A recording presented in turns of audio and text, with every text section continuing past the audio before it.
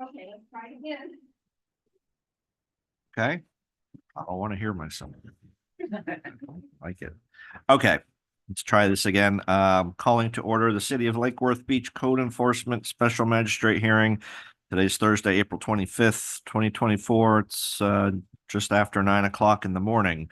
My name is Keith Davis. I'm the special magistrate appointed by the city to preside over today's hearing. Before we begin, please make sure your cell phones are silenced so they don't interrupt our proceedings, and that will be appreciated. If you're going to be speaking to me about any of the items on today's agenda, whether city staff or a respondent came because you got a notice to be here, your testimony to me does need to be under oath, so I need to swear you in. I can swear everybody in together. If you'll all please stand, raise your right hand. Do each of you swear or affirm under penalties of perjury that your testimony in today's hearing will be the truth, the whole truth, and nothing but the truth? Thank you. You can all have a seat.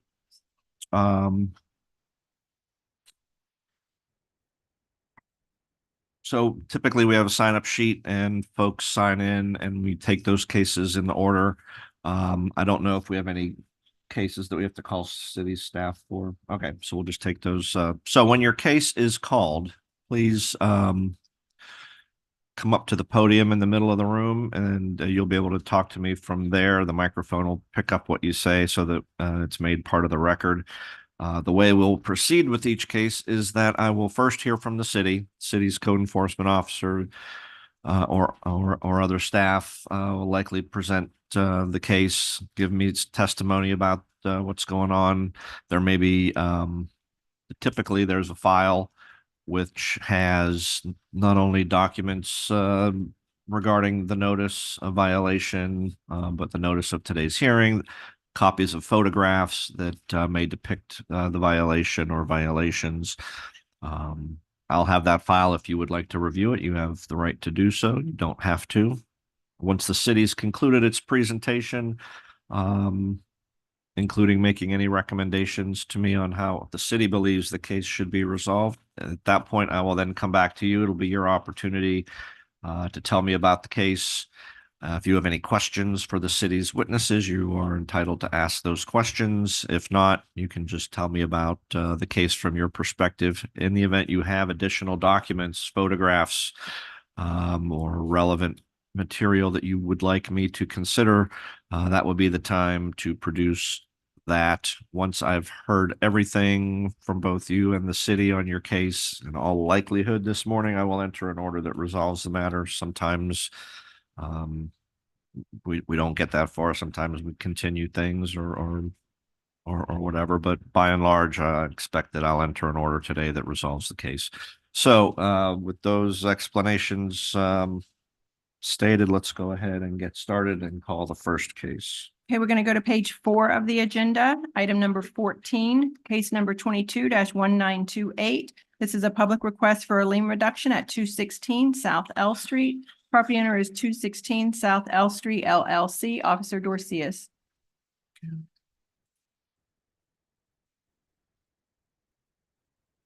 Greetings, Code Officer Fedlane Dorcius of the City of Lake Worth Beach Code Division. The city entered a stipulated agreement with the property owner 216 South L Street LLC, owner of agent property described below. The person executing the stipulated agreement have the authority to enter into this agreement and bind. There's a code enforcement lien located on the property 216 South L Street in Lake Worth Beach.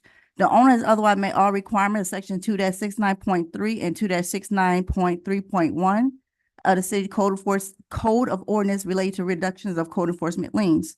The lien existing on the property totals to $15,375, and the owner agrees to make a payment of $1,537.50 to settle and release the lien. The city will recommend to the special magistrate that an order be entered reducing the lien to $1,537.50, and the owner agrees to make the payment no later than May 30th of 2024. If the city does not receive payment as set forth above, the stipulation agreement shall be null and void with no further action taken by the city. An existing lien amount of $15,375 shall be reinstated. All right. Thank you. I do have the stipulated agreement for lien reduction in the file. It appears to be in proper form and it is approved. Okay, we're going to go to page 6 of the agenda, item 21, case number 23-883. This is a public request for an extension of time for compliance at 128 South F Street. Property owner is S&D Land LLC. Officer Tyler. Yeah. Property address 128 South F Street, case 23-0883. Case was initiated on May 23rd, 2023. Case was heard on November 30th, 2023. Fines were scheduled to begin accruing on March 30th, 2024. Owners requesting an extension of time of 1 month, which would make the new compliance date April 30th, 2024. Currently, the city is not in favor of this extension.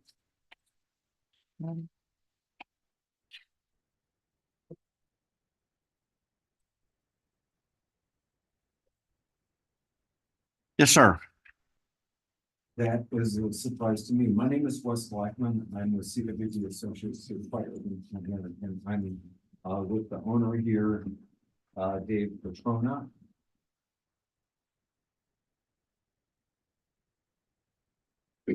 Not working.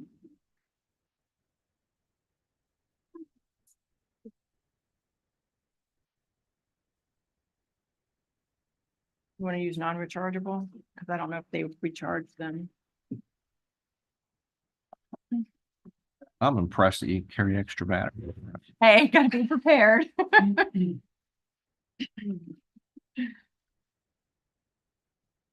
Okay, I will repeat myself. Good morning. Yes. Your Honor. My name is Wes Blackman, CWB Associates. I'm a certified urban planner, and I'm helping the property owner, Dave Petrona, regarding this matter. If you recall, we were here before you, and there was only one outstanding issue related to outdoor storage. It was a zoning issue. We went before the Planning and Zoning Board on their February 7th meeting. We were denied, but subsequently, our request for an interpretation of outdoor storage and when the code changed to allow or not allow outdoor storage was the issue. And we were denied by the Planning and Zoning Board. Subsequently, we received a letter from staff with a reinterpretation saying that it's okay because the code changed and you're grandfathered in. All you need to do is go through the minor site plan approval process, which we had already started. And I received an email, and this is why I'm surprised that the city is against this extension. I received an email from Scott Rodriguez yesterday at 3:44 p.m. And I'd like to share this with you. Yeah, go ahead. Okay. Just let the city take a look and then I'll take.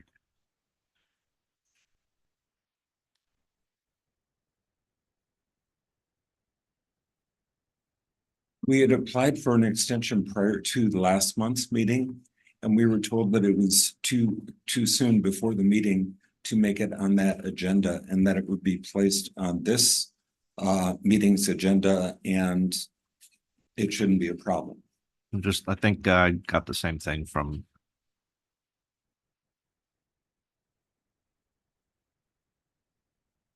It's substantially the same. There's a heading on this one that's not on this one, but is there any objection to this being made part of the record? This will be part of the record for today's hearing. Okay. So all we're looking for is another month, and it should resolve the matter with our ongoing minor site plan application that addresses the outdoor storage, which is the only outstanding issue. Okay. Thank you very much. Anything else from the city? No, sir. All right. Over the city's objection, I'm going to grant the request for the extension for 30 days, and that'll make the compliance date April 30th. Hey, that's In a that's few next days. week. That would be May. May 30th. Yes. I'll grant to May 30th. I'm just okay. I think you put April on there. Thank you very much. Yes, sir.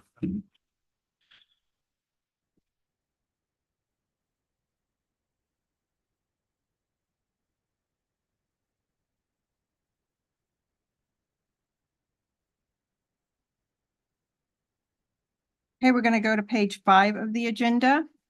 Item number 18, Case number 23-481. This is a public request for an extension of time for compliance at 15 South J Street.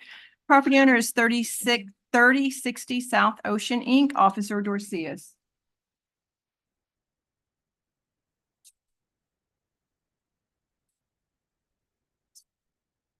Yeah.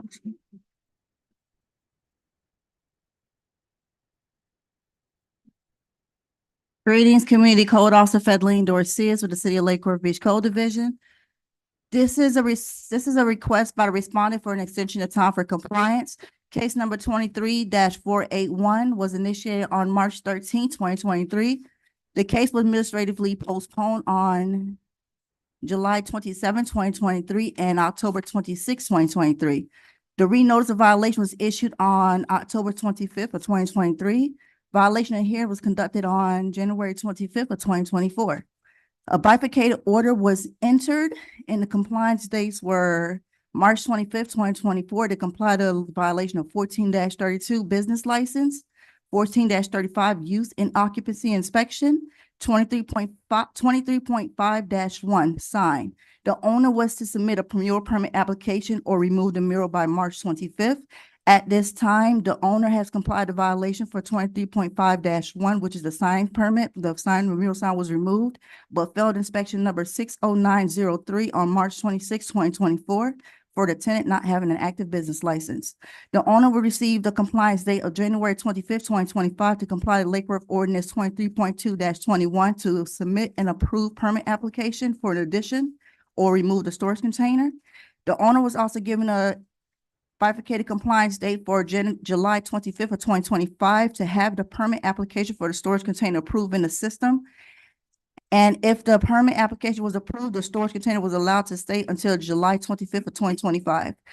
The owner notified the city on March 22nd, 2024 that they started an eviction process and the paperwork can be seen in the case file.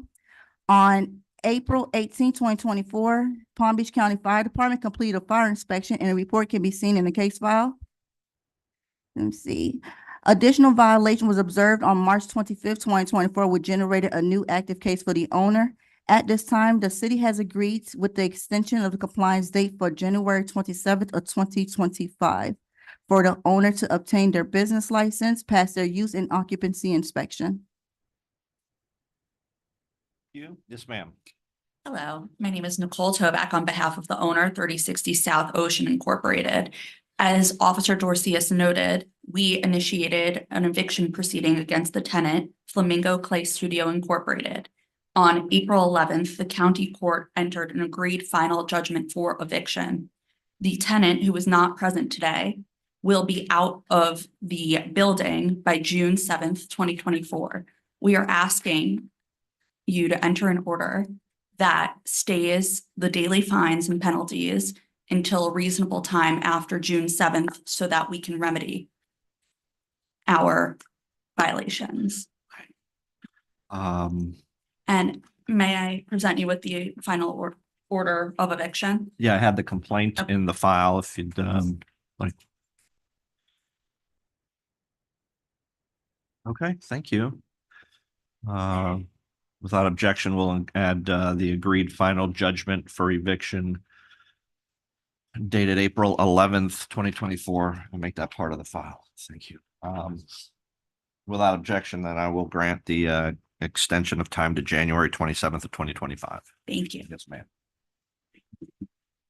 Okay, we're going to stay on that page and go to item number 20, case number 23-1878. It's a public request for an extension of time for compliance at 1117 South H Street. Property owner is 1117 South H LLC, Officer Turek.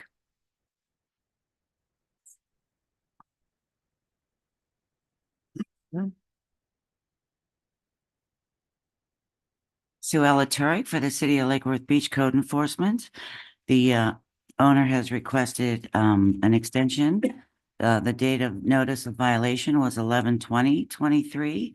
The date of violation hearing was on 2/29/24.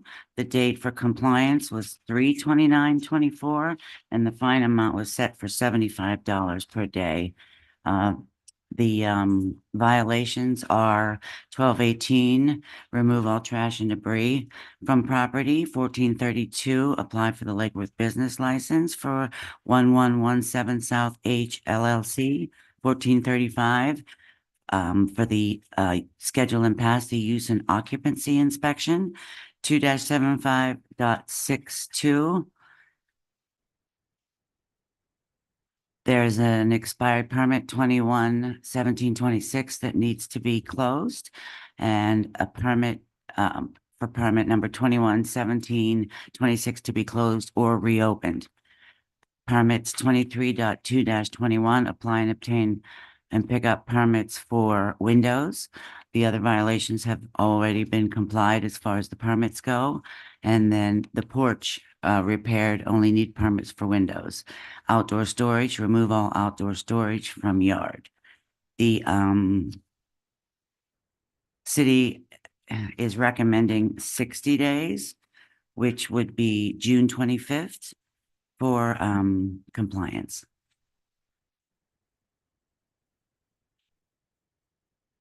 Okay, yes, sir. Good morning. I don't know if you need to know why I didn't show up the first time, but I had an emergency trip outside the country to see my mom that was in the hospital. So at this time, I had another official that maybe it was my misunderstanding that he told me that I need to correct A, B, and C. Some of the stuff that they told me to correct was already in the system. For example, the permit for the rental license, that because we changed the name of the owners from one company to another, but we still the same owners. The system in the city, they didn't upgrade, so I went upgrade this, and they said this is fine, so this is not part of the violation. Regarding the electric permit, I went to the city, also spoke an email to the officer that is in charge to close the case, because it was a huge tree in the middle of the line of the electric that was blocking the trees. That's why we're supposed to have the permit for an electric job that we didn't need it. So I called them up and I write an email, and I never got the answer back from this. So this is the only thing pending. And the third one that Sue helped me a lot, guide me what I need to get done. The front windows of the house were broken by the tenants, and because they working in construction, they were able to replace them. And I didn't know that I need to pull a permit for that. So basically they took care of the issue, and now I'm stuck that I need to pay for the general contractor to pull a permit after the fact that the window they were changed. Okay. So mainly this is, like she said, my only thing pending with you. And also she, sorry, she explained me that the process the paperwork takes 6 to 8 weeks. So that's why I'm stuck with this. Okay, and your application, you're requesting 300 days? I put it like this because these $600 fees that I pay for a court fees, I didn't know how this works. So I want to just be sure that I will have enough time. So this was a figured number. As soon as I get the GC, because it's not your fault, but I just use common sense. How can in my own house, I cannot replace my windows? I understand the part that you need to come and inspect my job, and I agree. And I'm not challenging the law. The law is the law, but I feel bad because in my own house, I cannot replace a window. So, but it is what it is. See, that was your first mistake, applying common sense to the application of the law. I don't know. I don't know, honestly. Again, it's not to challenge, but No, I'm just being facetious. Mr. Turek, realistically is left to get this out of code enforcement? Okay, so the electrical permit, Bobby just looked up, it was voided, so he doesn't have to worry about that expired permit anymore. He needs to get the permit for the windows. There was a little bit of trash and debris, which is not gonna take him long to, and he might already have that done by today. I'm sorry, so also the two trailers, I already pulled one and the second one, I told you that I will move it out. Okay, so it's gone. Yeah. Okay, thank you. I'll have to check on that. No. Just be- the permits. Basically, only he's the got permit. permits All and right, business sir, license. I'll come back to you, I promise. Permits and business license. Okay, so, Inspection. I mean, it seems based on what I think I know, 60 days should be enough time to Should be. turn that around. All right, yes, sir. No, And then I'll the, come over to you. the, Mr. the Roberts. license, we already apply and it's active, the license. You need an Oh, inspection, you sir. probably still Ah, need the inspection, inspection. yes, okay, Yep. yeah. Ms. Robinson, yes. Brian, Yolanda Bryan, City of Lake Worth Beach. Oh, congratulations. I guess. I'm always the last one to know. No, you threw me off. His permits only need to be in approved Right. status. So I just want you to be clear, they only need to be in approved status for compliance with code enforcement. I don't Okay. understand what that's mean. Sue will explain it Okay, further. Okay, She'll explain it, but I think basically you just means you need to get the permit approved and issued and not Okay. necessarily, that gets you out of code enforcement. Yeah, You but- still have to get the work done, but that'll get you out of code but enforcement. to pull this permit, I need to hire a GC because I cannot pull it myself. Correct. That may be the case. Yeah. But that's why the fact is the windows are already replaced. So why I need to pay a GC for something that he doesn't need to do anything? Sometimes asking for forgiveness is harder than asking for permission.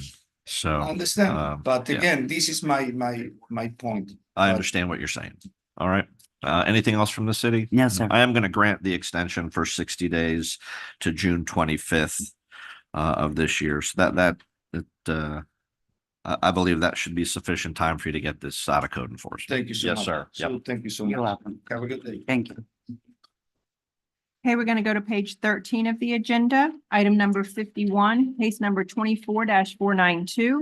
Property address of 1105 South L Street. Property owner is Leah Estates LLC, Officer Turek. I'm sorry, tell me the agenda item again. Yes, sir. It's page 13, item 51, 51. 51. Got it. Thank you. Suella Turek, previously sworn. This is a repeat case. The previous case was 23-603.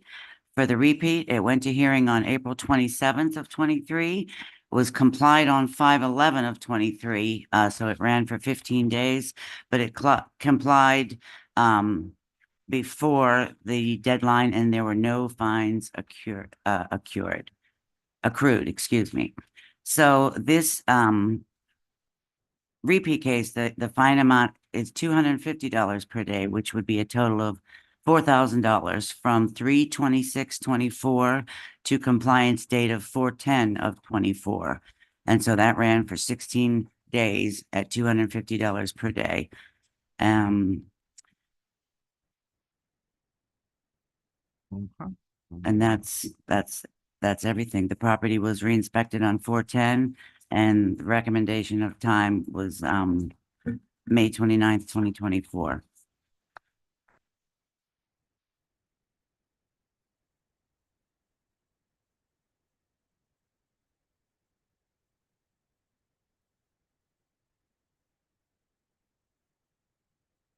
To pay the administrative costs, excuse me. The 429, 25, 29.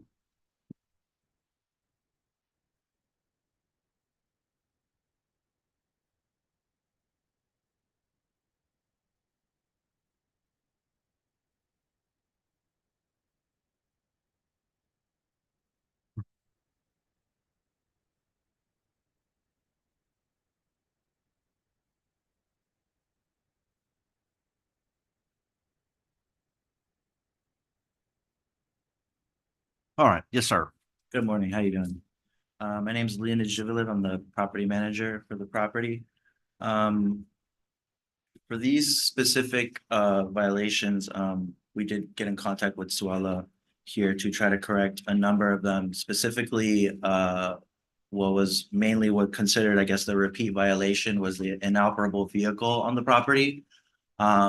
This vehicle wasn't our vehicle. Somebody came with some kind of lawn cutting business truck and left the property, left a vehicle in the alleyway behind our property.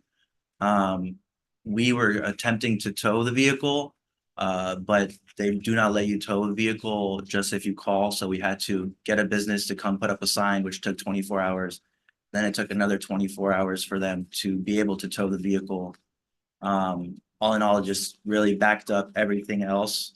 We corrected cutting grass, I believe, was an issue in the front. We pressure washed it and painted it as quick as possible, but we couldn't get the vehicle towed, which also was over a weekend. So for a number of days. So we're just kindly asking, since we are compliant now, if it's possible to waive or bring down the number of fees at all, because I wouldn't consider, us that we really, didn't do it as quick as possible, first of all, and it wasn't our vehicle either. Somebody abandoned the vehicle there and, we couldn't tow it without making a contract with the business. What were the violations of 2-75.6.2? That was just the weeds to trim the weeds in the back, and they painted the porch for me. How many days was that in a repeat violation? That was Was that the full 16 or was that different? yes, that was the full 16. So even if I disregarded the vehicle issue, the other piece was still in repeat violation for 16 Right. days.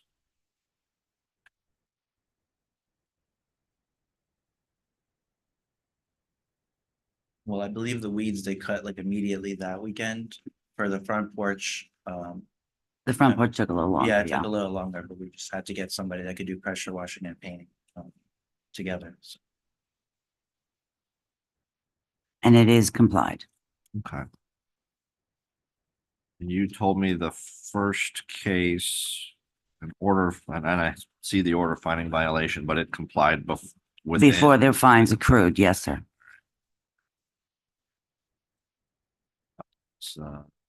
Those were set, those would have been $75 per day.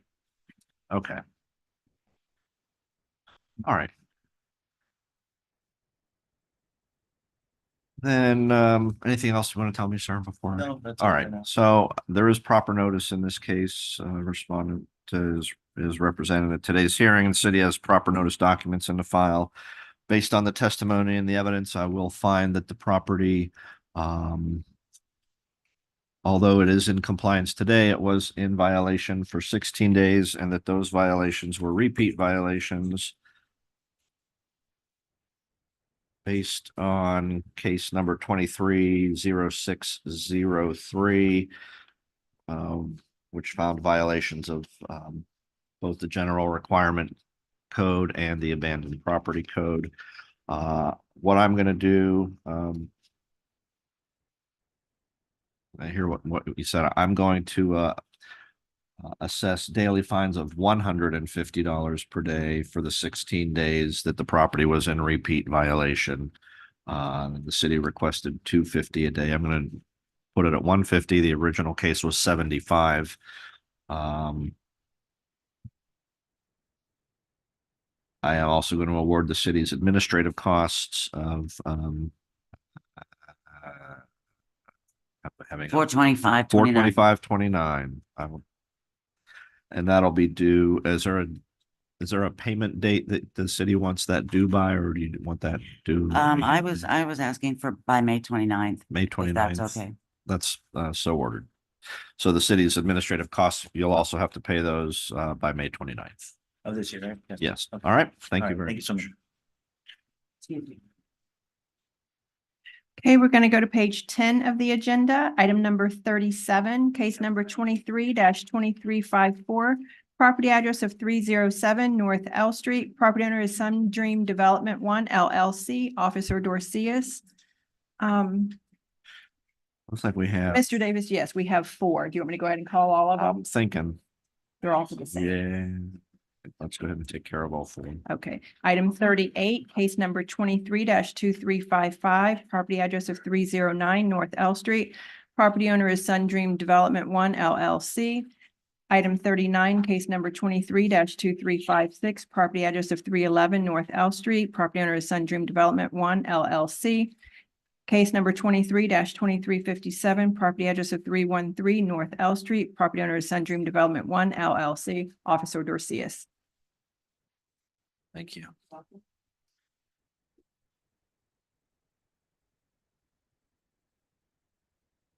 Greetings, Community Code Officer Fedleen Dorcius of the City of Lake Worth Code Division.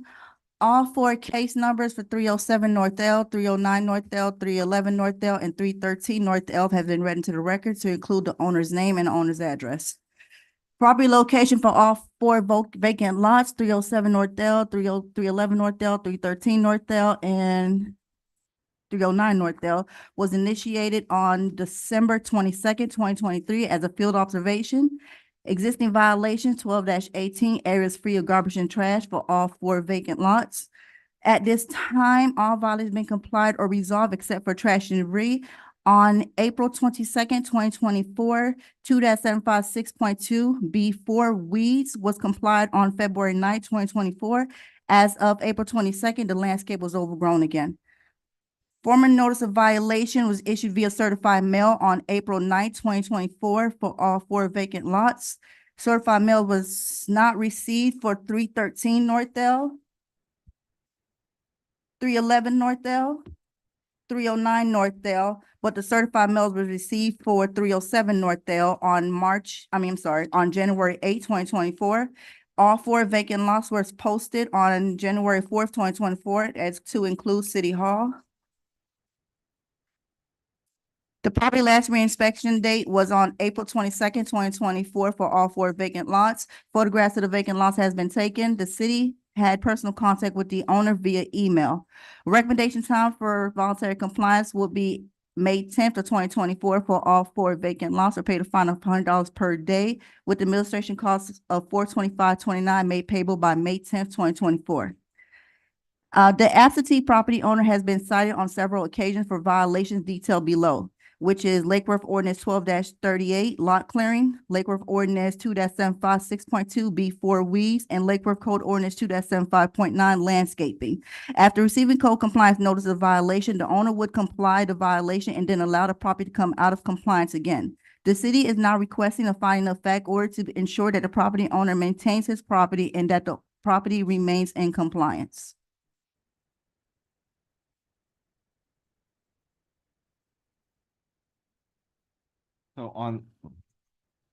So trash debris is still in violation. Yeah, as of April 22nd. And then the high grass and weeds, it looks like it's been coming in and out. And today we're out again, or? On Monday, April 22nd, I did a last reinspection on the property and the vacant lot was starting to grow back out again. So if you look at the pictures in the case file, you'll Yeah. see the overgrown landscape. Then you'll also see the bricks, the concretes and the sofas and the vegetation in the back of the property.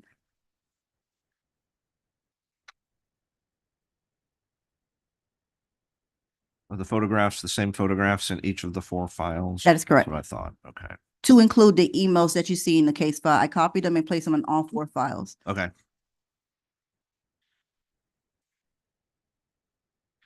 Yes, sir.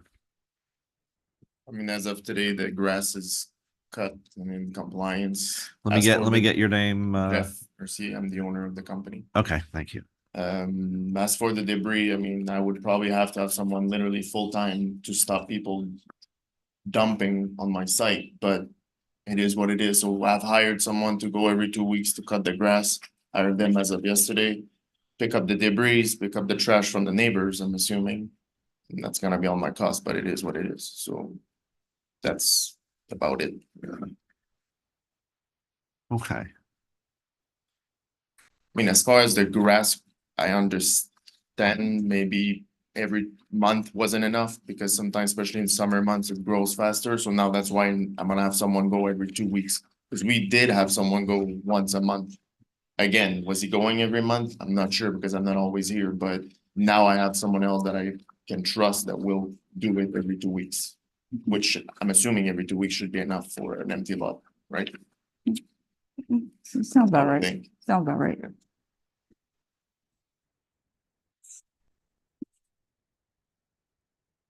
I would like to Go say ahead. something. Yeah. Elon Bryant, City of Lake Worth Beach, code compliance. This property has been a problem property for a while now, even since last year. Director William Waters and I worked with the property owner to comply to violations last year and to allow a lien release. Since that time, the property has continuously been in violation. There's not proper maintenance of the lots. And that's why we're asking for a finding of fact now, because it's continuous. And as she stated, it complied and she went back out to re-inspect stuff there again. So there is no one monitoring that property at this time. Okay, thank you for that. Anything else that you'd like to tell me, sir? All right, then, so this is going to apply to each of the 4 cases that we are discussing right now. First, I find proper notice for each case. Respondent is present. City has proper notice documents in each of the files. Based on the testimony I've heard and the evidence I've reviewed, I'm going to find that the property remains in violation of City Code 12-18 regarding trash and debris. I'm going to find that the property is now in compliance with 23-4.10A3 regarding parking and 2-75.6.2B4. However, I'm going to make a finding, I'm entering a finding of fact that the property was in violation beyond the date set in the notice of violation. So what that means is that if the city finds that the property falls into violation again for any of these violations, they can bring the case as a repeat violation. And in that means that there are less strict notice requirements and increased penalty provisions under state law. I'm going to, how does the city want to handle the administrative cost? Are you asking for $425.29 on each of the 4 files, or one administrative cost apportioned between the 4?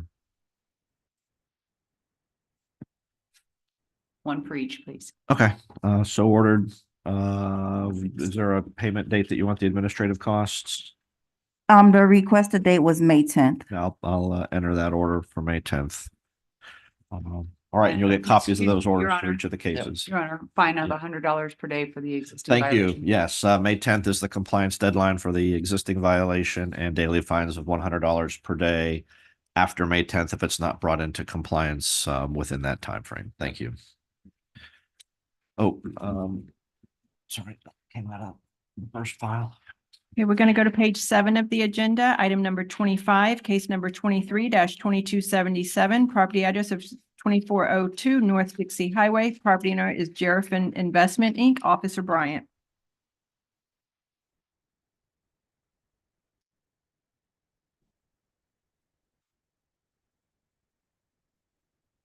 Thank you.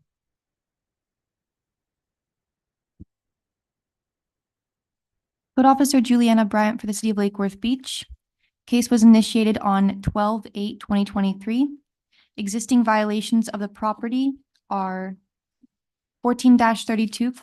Please apply for and obtain a City of Lake Worth Beach business license for Unit 8 Michoacana VIP LLC. 14-35 for a use and occupancy inspection. Please contact our code division to schedule and pass a use and occupancy inspection for Unit 8.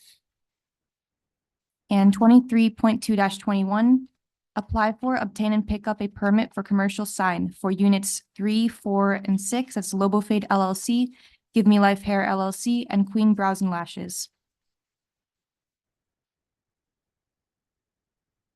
Formal notice of violation and hearing was issued via certified mail on 12/8/2023, received on 1/11/2024, posted at Property and City Hall 1/11/2024. Last reinspection was on 4/24/2024, found to be in non-compliance. Photographs of property have been taken showing the violations. The city has had personal contact with the property owner. Recommendation time is July 27th, 2024, or fine $75 per day. Administrative costs $425.29 to be paid by July 27th, 2024. Is it the Queen Brows and Lashes sign that was installed without a permit? Is that? There were 3 different units that had signs installed without a permit. There was Lobo Fade LLC, Give Me Life Hair LLC, and Queen Brows and Lashes. Unit 3 and 4, Lobo Fade and Give Me Life Hair, they have the window signage.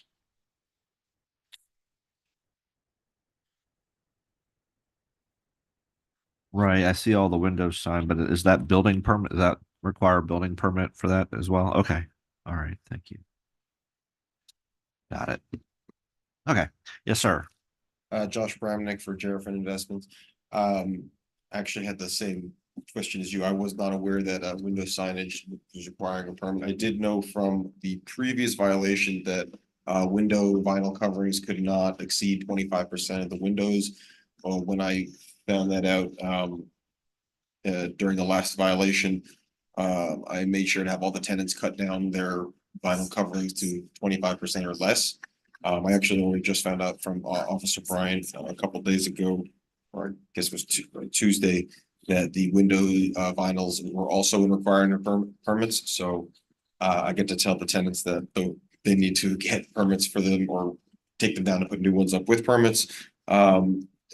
The most recent violation, 2277, it just said permits for commercial sign. To my understanding, that was the signs up on the building. Since then, all of the signs that did not have permits have been taken down. As of, I think, Monday or Tuesday, they were done. I believe Officer Brian inspected that those signs are gone on top of the building. And the vinyl signs, if you give us the time, as you said, we'll get those permitted. And there's, as far as the Michoacana VIP, there was a disconnect between ourselves and the tenant, the language barrier as well, but that has been resolved.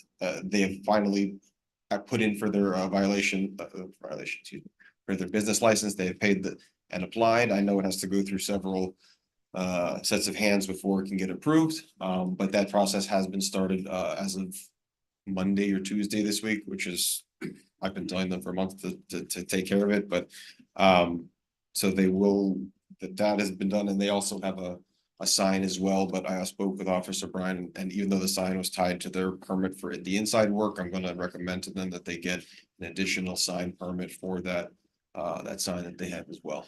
All right, well, it sounds like everything is well underway and there's some forward progress. Absolutely. So this is what, April, so that's 90 days is the recommended compliance date. Seems like an appropriate number to me. Do you feel comfortable with that? That should be enough for Yeah. vinyl signs. That I would think so too. All right, anything else, sir? no, I don't believe so. I think it's just the three. This is the Lobo Fade, the Keep Me Life Hair, and the Queen Brows, and those are all vinyl sign permits, correct? One is for Queen Brows and Lashes. They have a commercial on top of the actual building.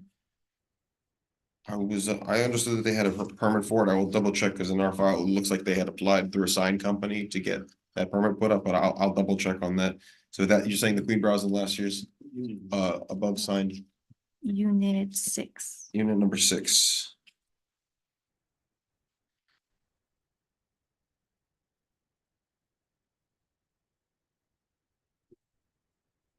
No. Looking at it. Okay. There's a replaced building face sign back from 2020. Yeah, I don't have anything new pending for unit 6. Okay. Okay, so they need a sign permit or a new sign. That's okay. Okay. Anything else from the city? No. All right. So in this case, city has proper notice Based on the testimony and the evidence, I will find the property remains in violation as cited, with the exception of compliance has been met for City Code 2-75.6.2. I will accept the city's recommendation, set compliance deadline for the remaining violations of July 27th, 2024. After July 27th, I will assess daily fines of $75 per day until compliance is achieved. The city's administrative costs of $425.29 are also awarded and made due no later than the July 27th compliance deadline. And by the way, thank you for the assist with the technical stuff at the beginning. I appreciate that. Did many years as IT consultant, so. I'll give you bonus points for that. Not that that means anything. Thank you very much. Thanks. Okay, we're going to go to page 6 of the agenda. Item number 23, case number 23-1926, property address of 230 Princeton Drive. Property owner is Catherine V. Hula and Brant Squires. Officer Bryant.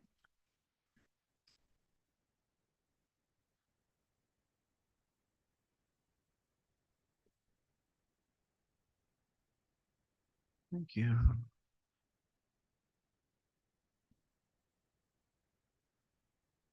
Code Officer Juliana Bryant for the City of Lake Worth Beach. Case was initiated 10/10/2023 as a complaint from the Building Division. Existing violations of the property are 23.2-21, apply for, obtain, and pick up for wooden fences. Apply for, obtain, and pick up a permit for pool house structure in the rear of property closest to the driveway. Formal notice of violation and hearing was issued via certified mail on 10/13/2024. Certified mail not received. Posted at property and at City Hall 11/29/2024. Last reinspection was on 4/24/2024, found to be in non-compliance.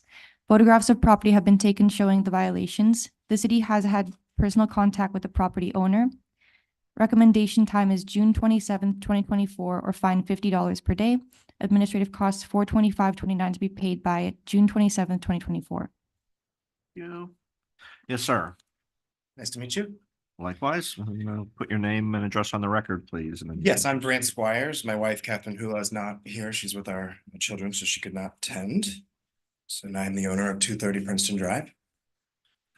All right, what would you like to tell me about the case? Or if you'd like to review the file, I have the photographs and so forth. Yeah, that would be nice to review the file. Okay, here you go. Thanks for that opportunity. There you go. Yeah.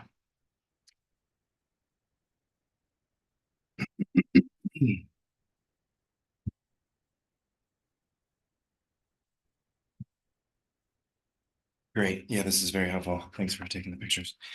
Well, again, nice to meet you. I am a first-time homeowner. We're a young family. We relocated from Boston in 2019. Must tell you what a delight it is to live here.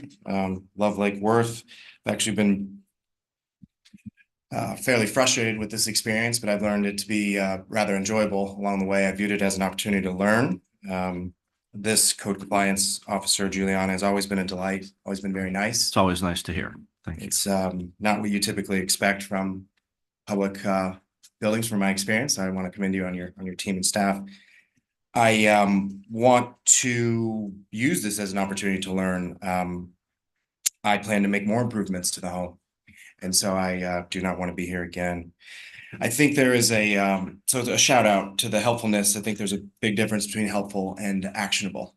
So I would like to take this moment to educate you as well of our experience. And I'd like to walk out of here knowing very clear action and how we can get through this.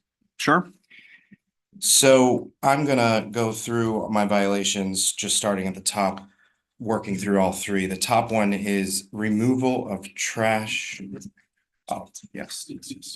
So I will tell you that the city has advised me that that is in compliance and is not before me this morning. The only thing left are the two building permits for the fence and the accessory building.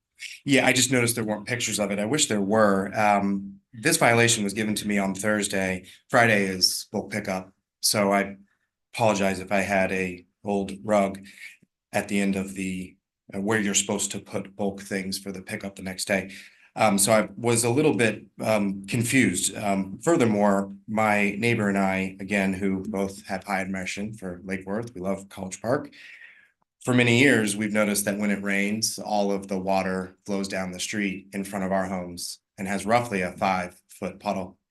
Not deep, but wide out into the road. We've spent years asking Lake Worth, anyone from random trucks from Lake Worth going down our street, stopping them, to very helpful people. They've always been nice. You redid the roads, which was great, and you paved right over the issue, so the puddle only gets worse. So when there is trash at the end of a driveway due to the city, we pick it up all the time. We have children that play on our road. We don't want there to be trash. We respect our house and our neighborhood. We do our best. But if every time it rains, it brings everything from the road in front of our homes and you have to wait for the water to go away to pick up things, it's pretty concerning as a homeowner, and I think you guys should address it. We've asked many times for the city to do something. So I can tell you, you have staff from code compliance and building department in the room who've heard what you said. Great. So Thank you for that time. I will make sure I move through faster on the other ones. I know we have other people to go in front of you, sir. The second one, apply for, obtain, and pick up permits for wooden fences. Again, first time homeowner with a young family, so I wasn't aware we needed to. This is I noticed there were no violations on the home until we purchased it and made improvements. The house was boarded up. It was in rough shape for many years. Odd that there were no violations then, but now violations now when you make improvements. That being said, it is a rotted out holy fence. Our children could walk right through to the street. On the reverse, you have animals and other things from the street being able to come into your property. So being able to take down a wooden fence with your bare hands and no tools, I think is a clear sign it needs improved. So therefore I took the liberty to improve that fence. As you can see from those photos, I think you'll see that it is a very nice fence and suitable and strong. So odd that we make improvements and then we get violations. So well, so let me address that. You know, you can, if you have a dilapidated structure like a fence, you certainly can remove that. But if you're going to put something in new, Florida law requires that things like fences and accessory buildings comply with the Florida Building Code. And the way compliance is determined is by getting a building permit and having the building inspector inspect it. So that's the reason. And that's the distinction between taking down something that is dilapidated and that is not required. I don't think you have to have a fence, but if you want a fence, you put in a new fence, you have to do it pursuant to the Florida Building Code. So that's the way that works. Well, thank you for the explanation, and I assure you we will. Sure. We'll be in sound order. We do have a pool, so we have to have a fence. I don't think there was an option not to have one, but having one with wholly and rotted down, again, we had to replace this. So I was not aware of what fences were in reference. We have made many fences behind the home for an area for our children to play. So I was not aware of what fences this pertains to. If you read the violation, it does not spell in any way which fence, what part of the property, where. So you're kind of left playing detective on your own, of which comes back to your code compliance, who's been very helpful and literally pointing to where we need.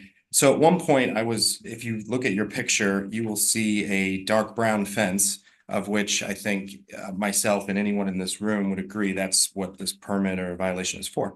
It's the wooden fence in front of the house. So when the code compliance was at our house, was able to point to the side of the yard, there's roughly a 7-foot section of light blue, raw colored brown, if you can see from a picture, versus dark brown. So that is in the inside of our property, on the inside of the metal fence that's been there and was approved, I think, in 1980 to be there after pulling my history of the home.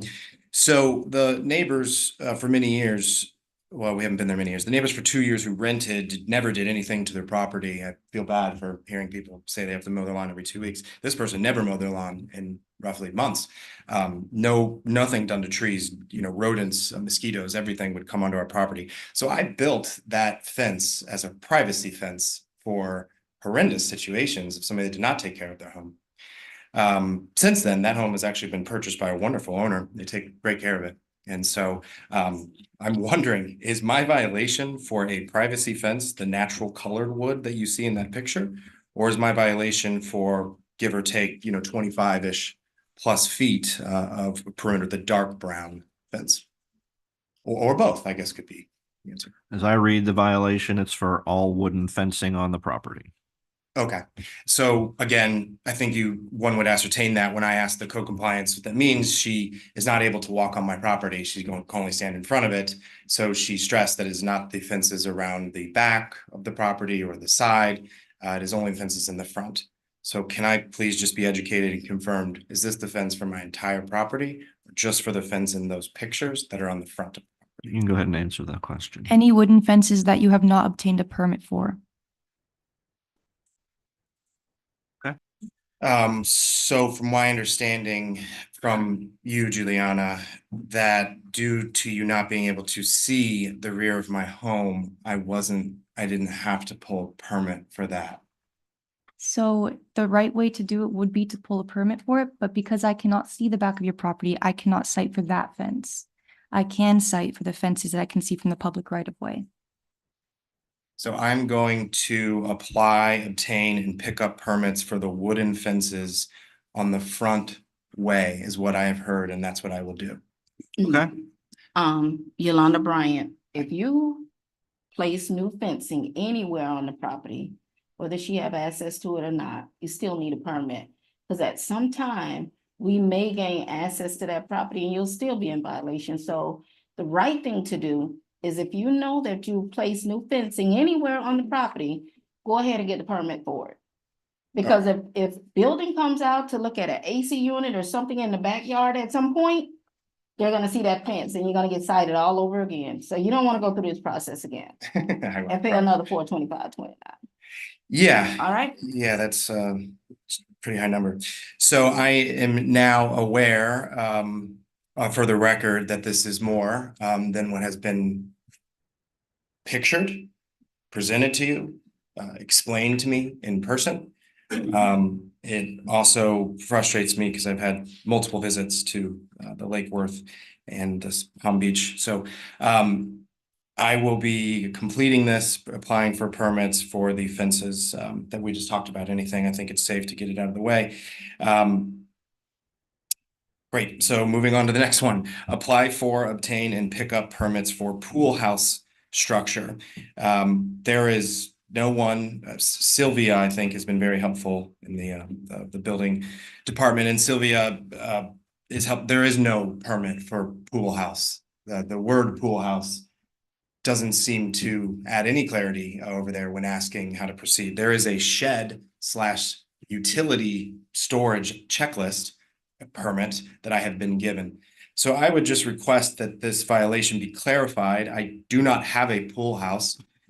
The shed, which it is roughly 60+ feet away from a pool, separated by a driveway and a gate and a fence and an entire backyard.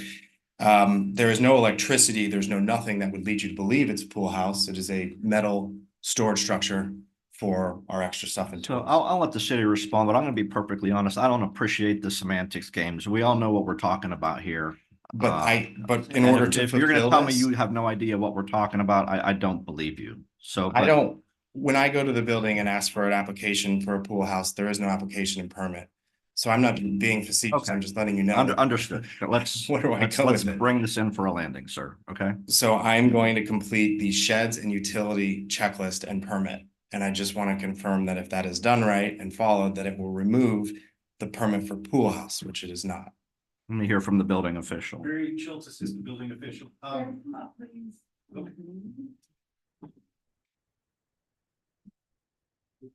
On the microphone, please. Where are we? Barry Schultz, Assistant Building Official. Yes, sir. Any accessory structure would require a permit. I'm not sure if the shed is permittable due to the wind zones that we have here in the state of Florida. If they're not rated for that, then you couldn't permit the structure. Now, whether it's a pool house, a shed, or an accessory structure, doesn't matter. You can apply for a residential building permit that covers any of those. So you would just include that description on the application, what the structure is, and then show where it's at on the survey, apply for that permit. Yes. Yeah, and if it isn't a permittable structure, then you would have to remove that. Okay, so the city has given me the following paperwork after numerous visits, and none of that is what he just said. Okay, all right. I'm just looking for some guidance. So on that note, the difference between helpful and actionable, I travel every week for work, so I did not get it done in the time. I called the code compliance roughly 10 or 20 days before that have to be done, the date here that needs to be completed. And she reassured me that I had 30 extra days. So I misunderstood that, Juliana. She meant that the permit had to be approved in advance somehow. So again, there was a misconnection. So that is why I'm late. I have made numerous visits. I've filled out the stuff and, I guess I'm requesting an extension to get a permit for the fence and the permit for the shed. The trash is no longer there. Thank you for listening and how would you like us to proceed with fees? Anything else from the city? No, sir. All right. City has proper notice. Respondent is present at today's hearing, and the city has proper notice documents in the file. Based on the testimony and the evidence in this case, I will find the property is in compliance with City Code 12-18 regarding area free of garbage and trash. I will find the property remains in violation of City Code Section 23.2-21 regarding obtaining proper building permits for the fence, the wooden fences, as well as the accessory structure, which has been identified in the nomenclature in the code enforcement file as a pool house, which the respondent has indicated is a shed. Regardless, it's an accessory structure that requires a building permit. You're going to allow till June 27th of 2024 to obtain the proper permits and bring the property into compliance. After that, there will be daily fines of $50 per day until compliance is achieved. The city is awarded its administrative cost of $425.29, which will be due no later than June 27th. You get a copy of that order, sir. Can we have a copy of the pictures of the document, or is that not? I would consider that a public records request, and that'll be processed however you guys process that. Okay, we're going to go to page 8 of the agenda, item 32, case number 23-2126, property address of 1249 16th Avenue North. Property owner is FYR SFR Bar LLC, Officer Dale.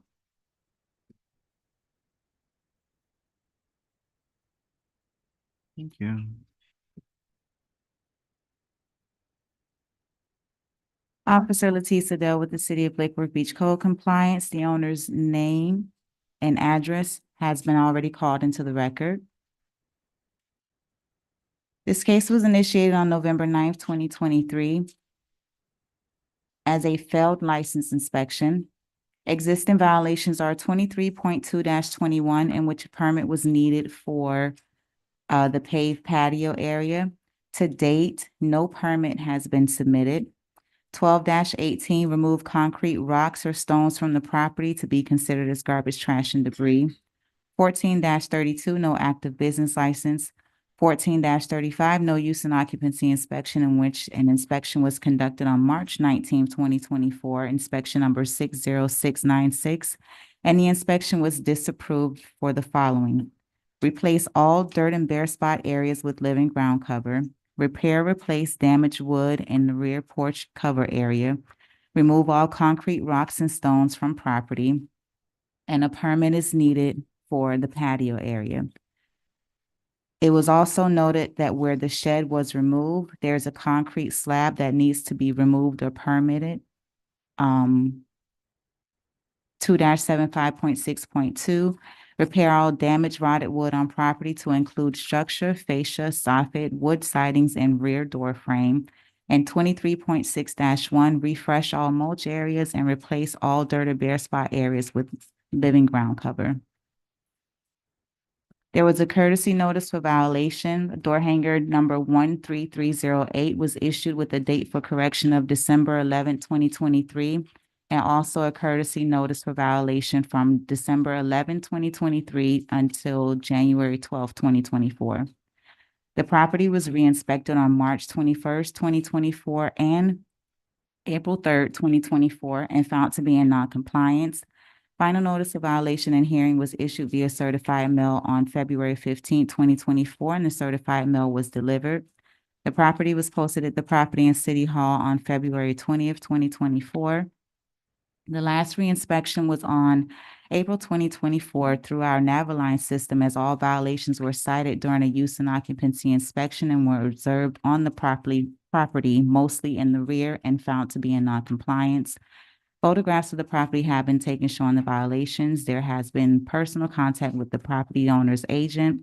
The city's recommendation time is May 28th, 2024, with a $250 per day fine and an administrative cost of $425.29 to be paid by May 28th, 2024. It looks like some things have been. Yes, they have done some things. There's been some forward progress. Yes.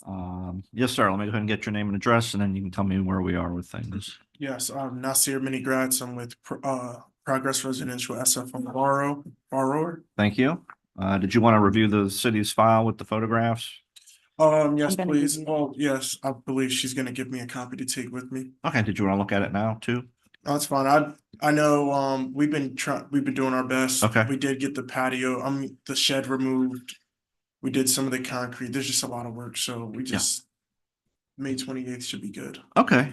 Your Honor, appreciate- I yeah. want to make sure that that you know that there's no designation of agent form in the file. Oh, okay. And you're not a manager of the LLC or? I am not a manager, but I'll be taking over the hearing. So they put in the application. I'm not sure if it's come back yet. We haven't received it. As of today, we haven't received. Okay, it. so typically when the owner has an agent represent them, there's an agency form they have to sign and fill out. I'm being told that's not in the file, so I mean, I've heard what you said. I'm going to proceed with the case, but on a going forward basis, if you have to come back, you want to make sure that documentation is with the city so that you're authorized to speak on their behalf. Correct. All right. Anything else from the city? No, that's all. Anything else? Okay. City has proper notice. In this case, with the notice documents contained in the file, based on the testimony and the evidence, property remains in violation as cited, although there's been a lot of forward progress, especially with 2-75.6.2, but there's still a couple things left to do on that one. And with 23.2-21, there have been some permitting, but the paved patio area still remains outstanding. I'm going to set the compliance date at May 28th, and after that, I will assess daily fines of $250 per day until compliance is achieved. And I will award the city's administrative costs of $425.29, and that'll be due no later than the May 28th compliance deadline. Yes, sir. I was hoping to see if we could request a little bit of a further extension, just because we do have to get, to see if we can get a permit. We had our bid rejected, so we're. So I'm going to leave it at May 28th, but if you get to, if you're getting close to bumping up against that and you're not going to hit that date, I'm sure you've been here all morning. You've seen me handle a couple of requests for extensions of time. Come in and do it that way, if need be. Okay. And, you know, again, I will tell you if I see good faith forward progress, as I did with the cases this morning, I'll in all likelihood Okay. grant some relief there. All right. All right. Yep. Thank you very much. Don't leave. You got one more. We're going to go to page 12 of the agenda, item number 48, case number 23-1975, property address of 816 South A Street. Property owner is FYR SFR TRS LLC, Officer Jones.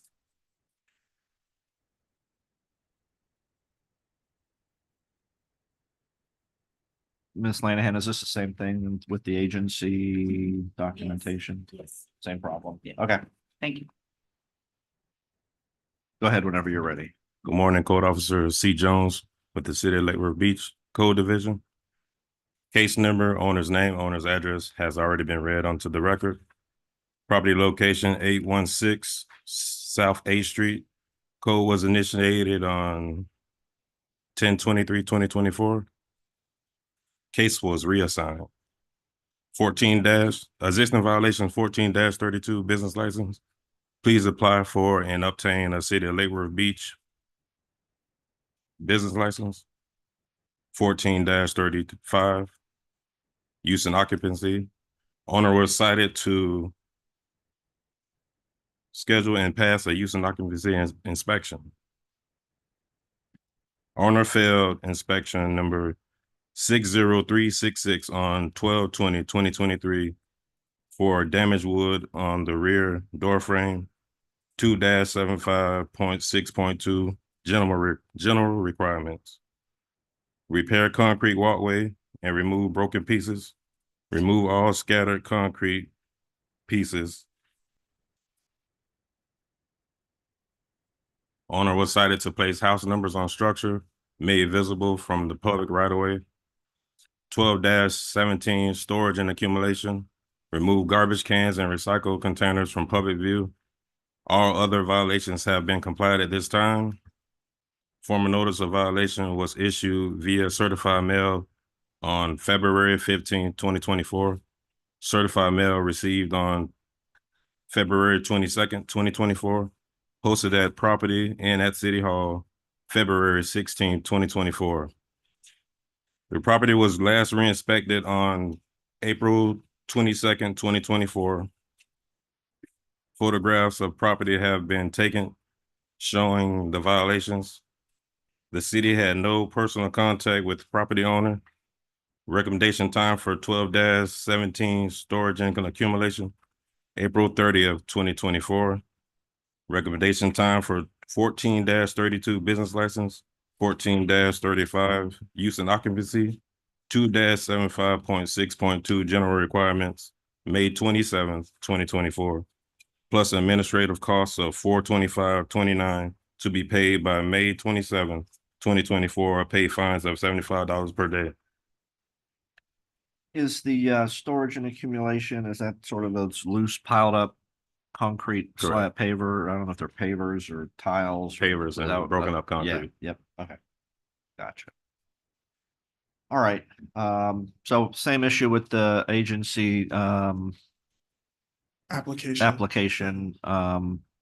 but do you have anything additional that you wanted to? I was just wondering, are those pavers from, I probably don't know, but would you recommend, are they from like work that we had done, or is it like a resident? Or would you think that the resident was from there? Cause then I could know how to move forward with that. Here's pictures if you want to take a peek. Okay. Oh, I mean, it looks like today's April 25th. That should be a quick comply. I think April 30th is doable on that. to remove the, On that one, on Yeah. just for that one. okay. To remove that stuff. Am I able to keep the case history? No, that's part of my file, but if the owner wants copies, anybody can make a public records request and get copies. Yes, please. All right. Yeah. All right, thank you. Anything else from the city? No. Okay. City has proper notice, respondent's not present, but you have proper notice documents in the file. Based on the testimony and the evidence, I'm gonna find that the property remains in violation of city codes 1432, 1435, 2-75.6.2, and 12-17. I'm gonna find the property is in compliance with the other code sections that were cited in the notice. For the violation of 12-17 storage and accumulation, I'm gonna require compliance by April 30th. We're just cleaning up those tiles, sidewalk tiles. For the remaining violations regarding the business license, the use and occupancy certificate, and the other property maintenance issues, I'm gonna set the compliance deadline for May 27th, 2024. If either of those compliance dates are not met, daily fines of $75 per day are assessed until compliance is achieved. And I will award the city's administrative costs of $425.29, and those will be due no later than May 27th. Okay. Thank you very much. Okay, we're going to go to page 14 of the agenda, item number 54, case number 23-2125, property address of 121 South F Street. Property owner is Truan FL LLC, Officer Tyler.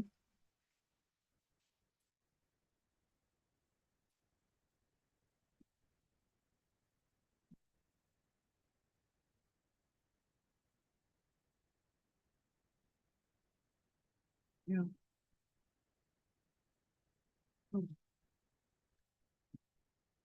Officer Tyler, City of Lake Worth Beach. Owner's name and address has already been read on the record.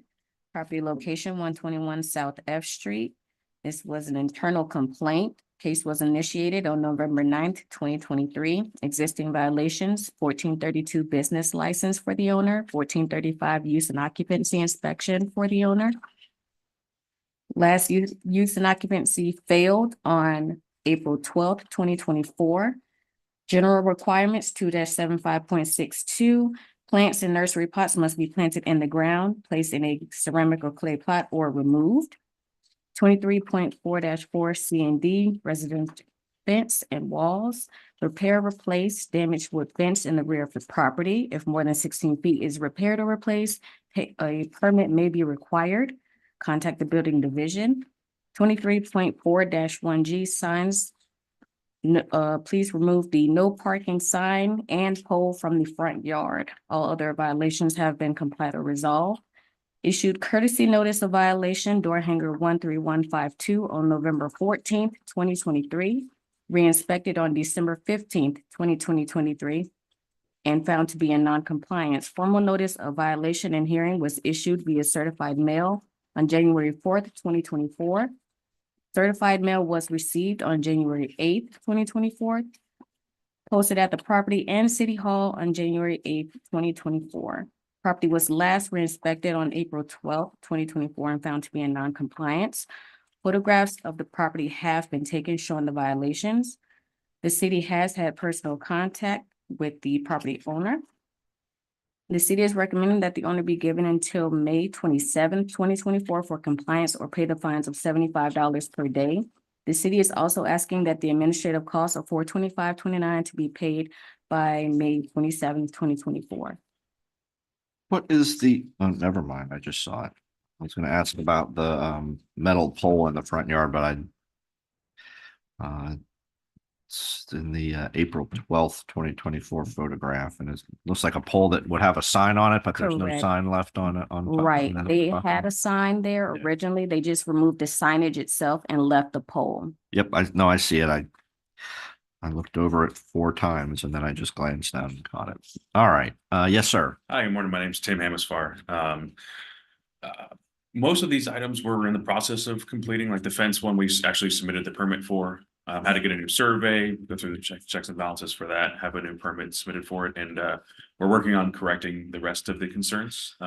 Some of them were tenant related, like the parking of the vehicles, the signage, the plants, and we have Perdamo, a Spanish-speaking family who didn't relay the message to us until, I think it was March when we started actually linking directly with the code enforcement officer. Actually, it was in January via email. With whom? I'm sorry. With the owner, we represent the owner as a property management company. So my team, who's here local, have been getting involved trying to get things corrected as soon as we can. We're making progress. We have estimates to correct anything else for the BTR registration and inspection. So we're doing what we can to get it above board and get it corrected. Well, that's always good to hear. The city is recommending May 27th as the compliance date. Okay, is that only with the other repairs? No issues with that. That's plenty of time. The one that has my concern is the fencing permit. It just got submitted earlier this week with the new survey. I don't know when that'll be received back to us and then be completed. So I don't know if we'll have a brand new fence in by that date. But well, I think to get it out of, and correct me if I'm wrong, to get it out of code enforcement, you just need to have the permit issued and picked up, paid for and picked up. Okay. The work will be under the once permits issued, you get out of code enforcement, you're under the building code. Perfect. And building department. So as long as we get that permit back in that time frame, then That, or he can also remove the fence that will get rid of the violation, and then you can finish the process for your permit Understood. application. Okay, understood. So we'll have until the May 27th to Correct. either remove the fence and then have you re-inspect or obtain the new permit and obviously get the work done. That is correct. Okay. Okay. All right. Anything else from the city? Anything else, sir? No, sir. I'm not sure how this process works. I manage a few homes in the city of Lake Worth. As far as us getting noticed on behalf of the homeowner, so that like they obviously got certified mail copies of this. We got it a bit later and more delayed than we did. So how is it possible to get noticed as a management company or agency? I'll let you speak with the city offline. I Just believe so we can there's, tighten this up. I don't want, I hate seeing the delays on these things just to the, we have absentee. I think you need to provide the city, or the owner needs to provide the city with your address. Okay. And then the city, once they Okay. have that in their records, then they would include that in the Got it. notice, in the notice process. Okay. But I speak believe we with, did that with the last BTR we did and the yeah. last one. we But completely please speak with the switched. city offline. Got it. You're not, If I misspoke, you're not the guy. for it, I'm I not, get it. but my understanding of the law is that's what the law says. So, but I don't know exactly how your process Sure. works. So, all right. So the city has proper notice, in this case with the notice documents contained in the file. Based on the testimony and the evidence, I'm going to find the property remains in violation as cited, except that City Code 12-18 regarding areas being kept free of garbage and trash has complied. I will allow, I'll set a compliance date of May 27th of 2024 for the remaining outstanding violations. After that, $75 per day daily fines are assessed until compliance is achieved.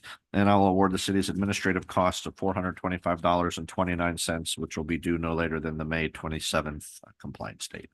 Okay. Right. And then how will we receive a copy of that order? Is it something that shoot over to us via email, or how would I receive? a It's copy? mailed to the address of record with the property appraiser. Okay. Just. So it's going to go to they the live in same place China, the other so I'm notices. trying to figure out how Right. to, I've actually obtained a record of that. Here, update your address with the Here. property appraiser if you need it to be a different address, but we go directly with what's on property appraiser. Okay. Sure. All right. Thank you. Appreciate it. Thanks a lot. Yep. Where to? Okay, we are going to go to page 15 of the agenda, item number 58, case number 24-511. Property address is 15 South D Street. Property owner is Resna Cuffey, Officer Tyler.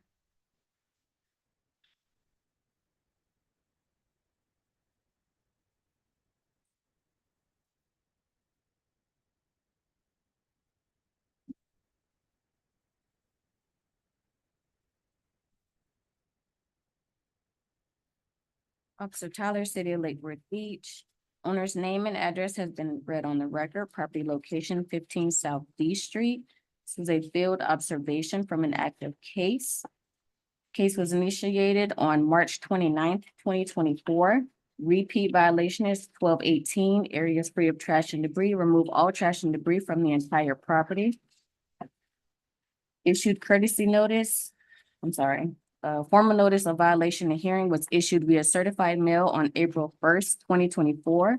Certified mail delivery attempted on April 8th, 2024, posted at Property and City Hall on April 2nd, 2024. The property was last re-inspected on April 24th, 2024, and found to be in non-compliance. Photographs of the property have been taken showing the violations. Personal contact with the owner has not been made. Previous case 20-0615 was initiated on January 21st, 2020. Case was administratively postponed from July 29, 2021 to September 30th, 2021, and then again to January 27, 2022. Case went to hearing on January 27, 2022, ordered to be in compliance by March 24th, 2022. Compliance was reached on June 7, 2022, was in violation for 75 days at $75 per day. Due to change in staff, the city determined it complied prior to the March 24, 2022. Therefore, no fines were accrued. For the repeat violation, the city is recommending that the owner pay the fines of $250 per day beginning April 1st, 2024 until voluntary compliance is achieved. The city is also asking that the administrative cost of $425.29 to be paid by May 27, 2024.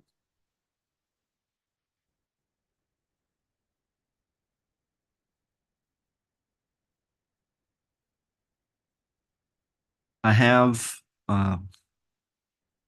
the case, the order that makes the case a repeat.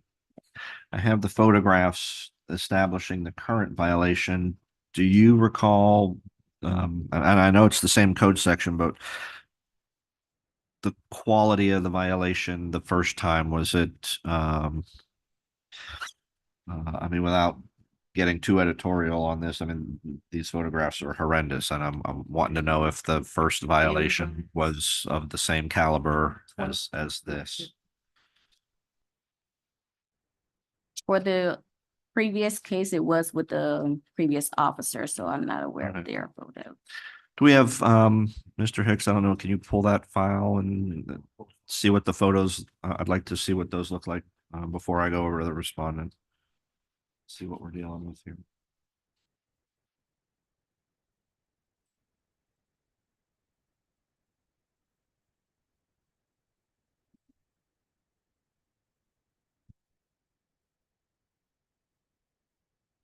And, ma'am, you're welcome to come look at these as well. Or you can show them.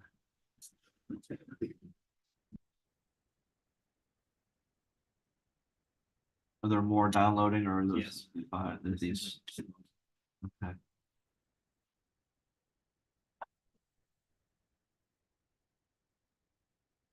It's case 206615. I'm gonna look and see.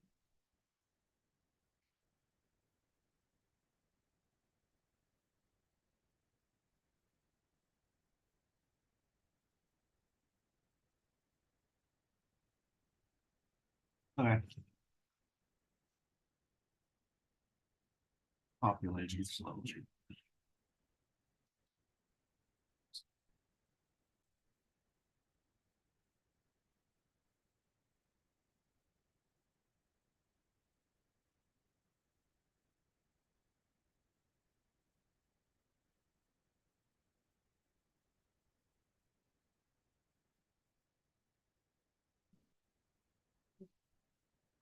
You should be able to scroll Yours through. populate a little quicker. I may have done it a different way. He did all his at one time. Mine to do it, you can use the arrows.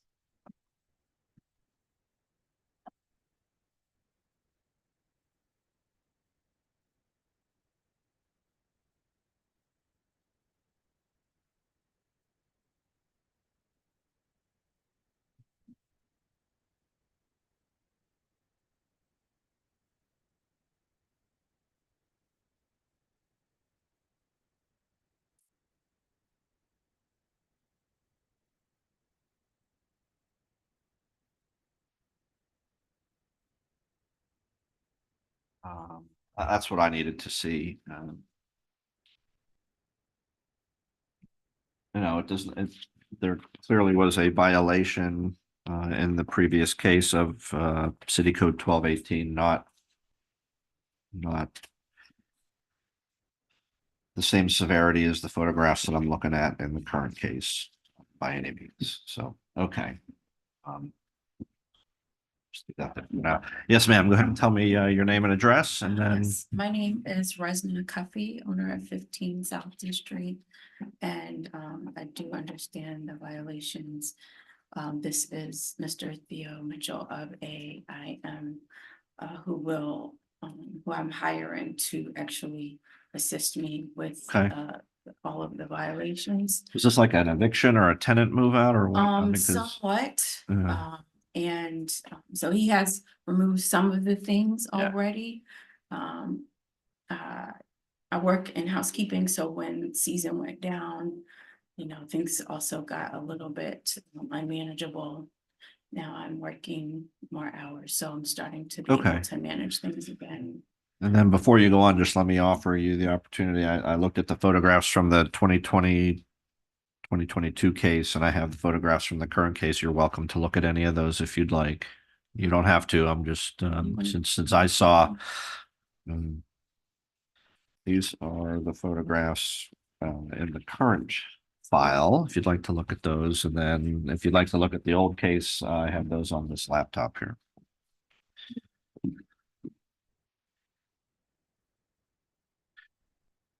Yeah, so I think there was some stuff back there the first time. But, nothing like what we're talking about with the current case.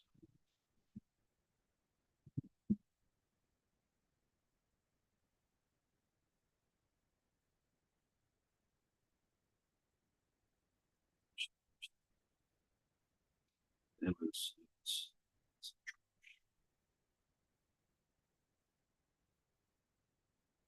Will this sentence, will this Yes. stop when I get to the end or will It- it go to another case? No, it should stop.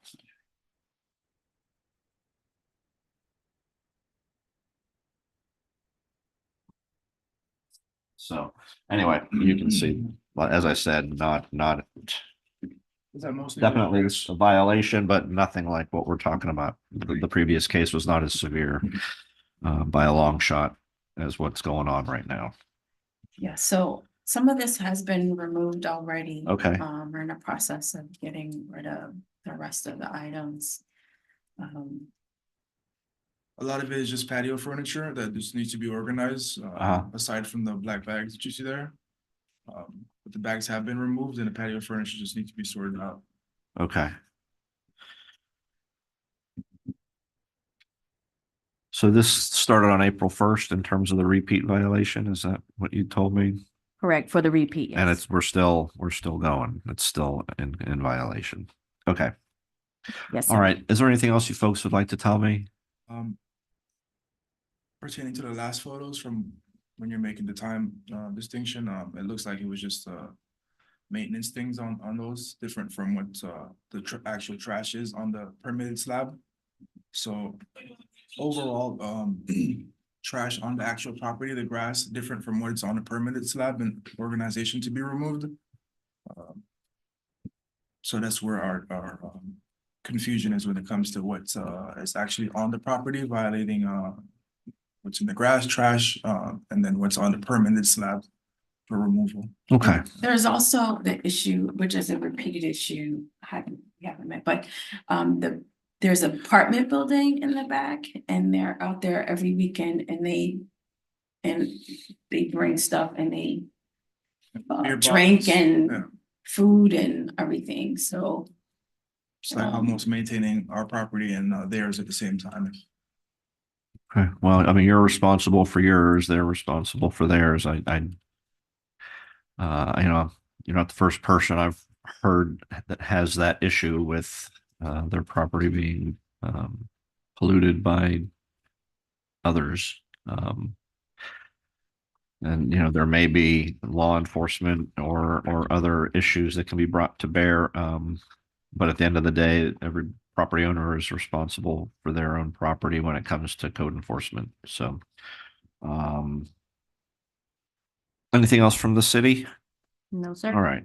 So we have proper notice in this case. Respondent is present. I'm sorry, before I go on, I have a question. The file and the photographs. She's getting to get these pictures back for you. Thanks.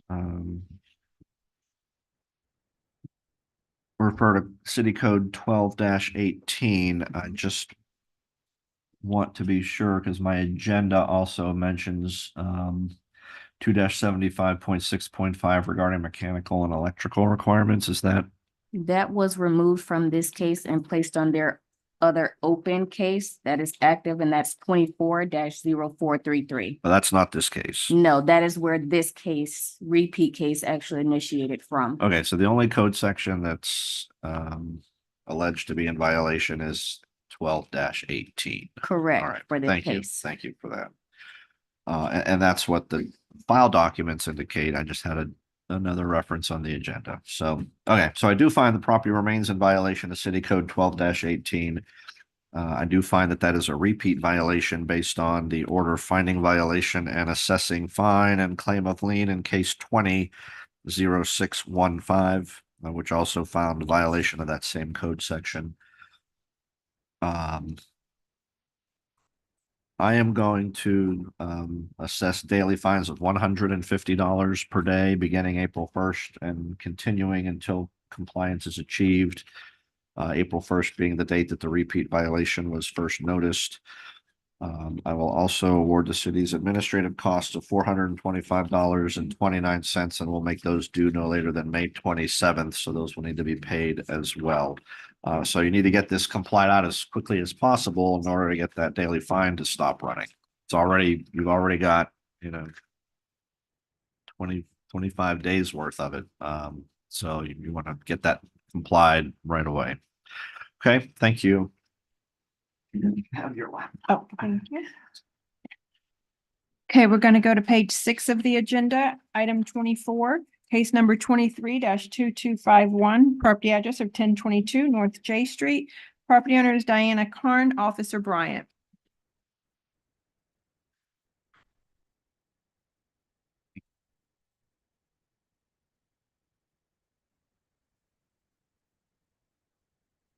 Code Officer Juliana Bryant for the City of Lake Worth Beach. Owner's name, address, and case was already read into the record. Case was initiated 12/6/2023 as a citizen complaint. Existing violations of the property are 12-18, please remove all trash and debris from all areas of the property. 2-75.6.2, general requirements. Please repair/replace all areas of property with rotten/damaged wood. 2-75.6.2. Never mind, that has been complied. 23.2-21 for a building permit. Apply for, obtain, and pick up a permit for AC, windows, porch, plumbing, electrical, framing, mechanical. So 2-75.6.2 is complied. No, that the 2-75.6.2 the weeds, that is complied. Is complied. Yes. 2-75.6.2 is still The active. rotten wood. Okay. Yes. Yep. All right. I'm with you. Yes. Okay. Issued courtesy notice for violation hearing on 12/7/2023, re-inspected on 1/5/2024, found to be in non-compliance. Formal notice of violation and hearing was issued via certified mail 1/9/2024. Certified mail received on 1/25/2024. Posted at property and at City Hall 1/17/2024. Case administratively postponed from March 28th to April 25th hearing. Last reinspection was on 4/24/2024, found to be in non-compliance. Photographs of property have been taken showing the violations. The city has had personal contact with the property owner. Recommendation time is July 27th, 2024, or fine $75 per day. Administrative costs $425.29 to be paid by July 27th, 2024. Excuse me, Your Honor. Officer Bryant, could you clarify, are the violations for 14-32 and 14-35 still open? My apologies. They have been resolved.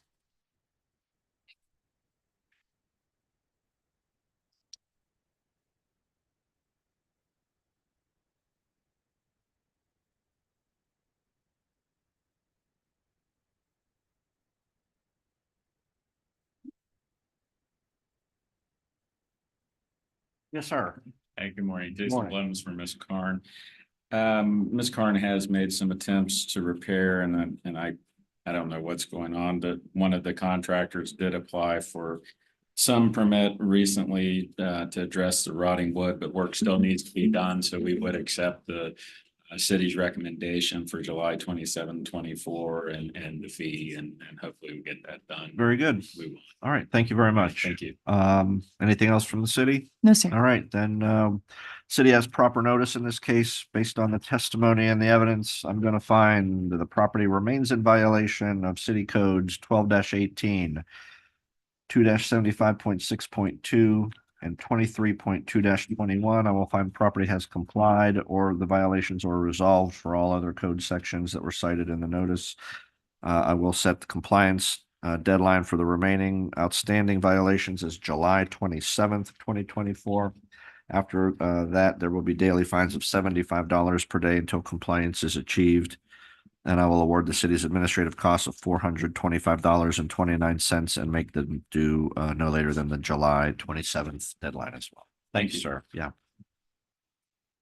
Okay, that takes care of all of our respondents. Okay. I would like to take a break. Then let's see, it is 10:46. Let's come back like 10:55, a little bit before 11, and we'll finish up. Then we'll go off the record for about 10 minutes. Perfect.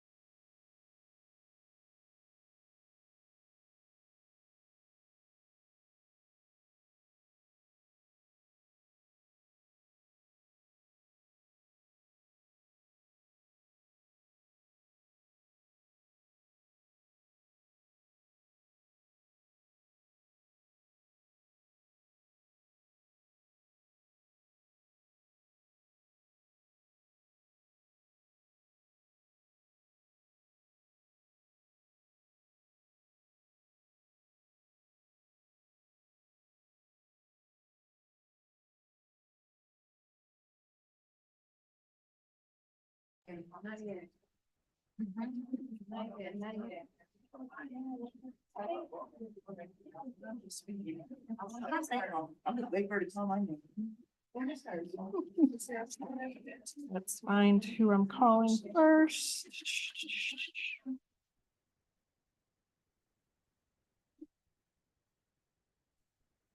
Okay.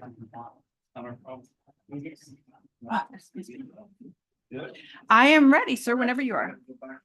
Let's get back on the record and put on the record all the remaining cases where respondents did not appear. Okay, so we're going to go to page 4 of the agenda. Item number 13, case number 22-1882. This is a public request for a lien reduction at 111 North L Street, number 2. Property owner is Milo Street LLC. Officer Dorcius.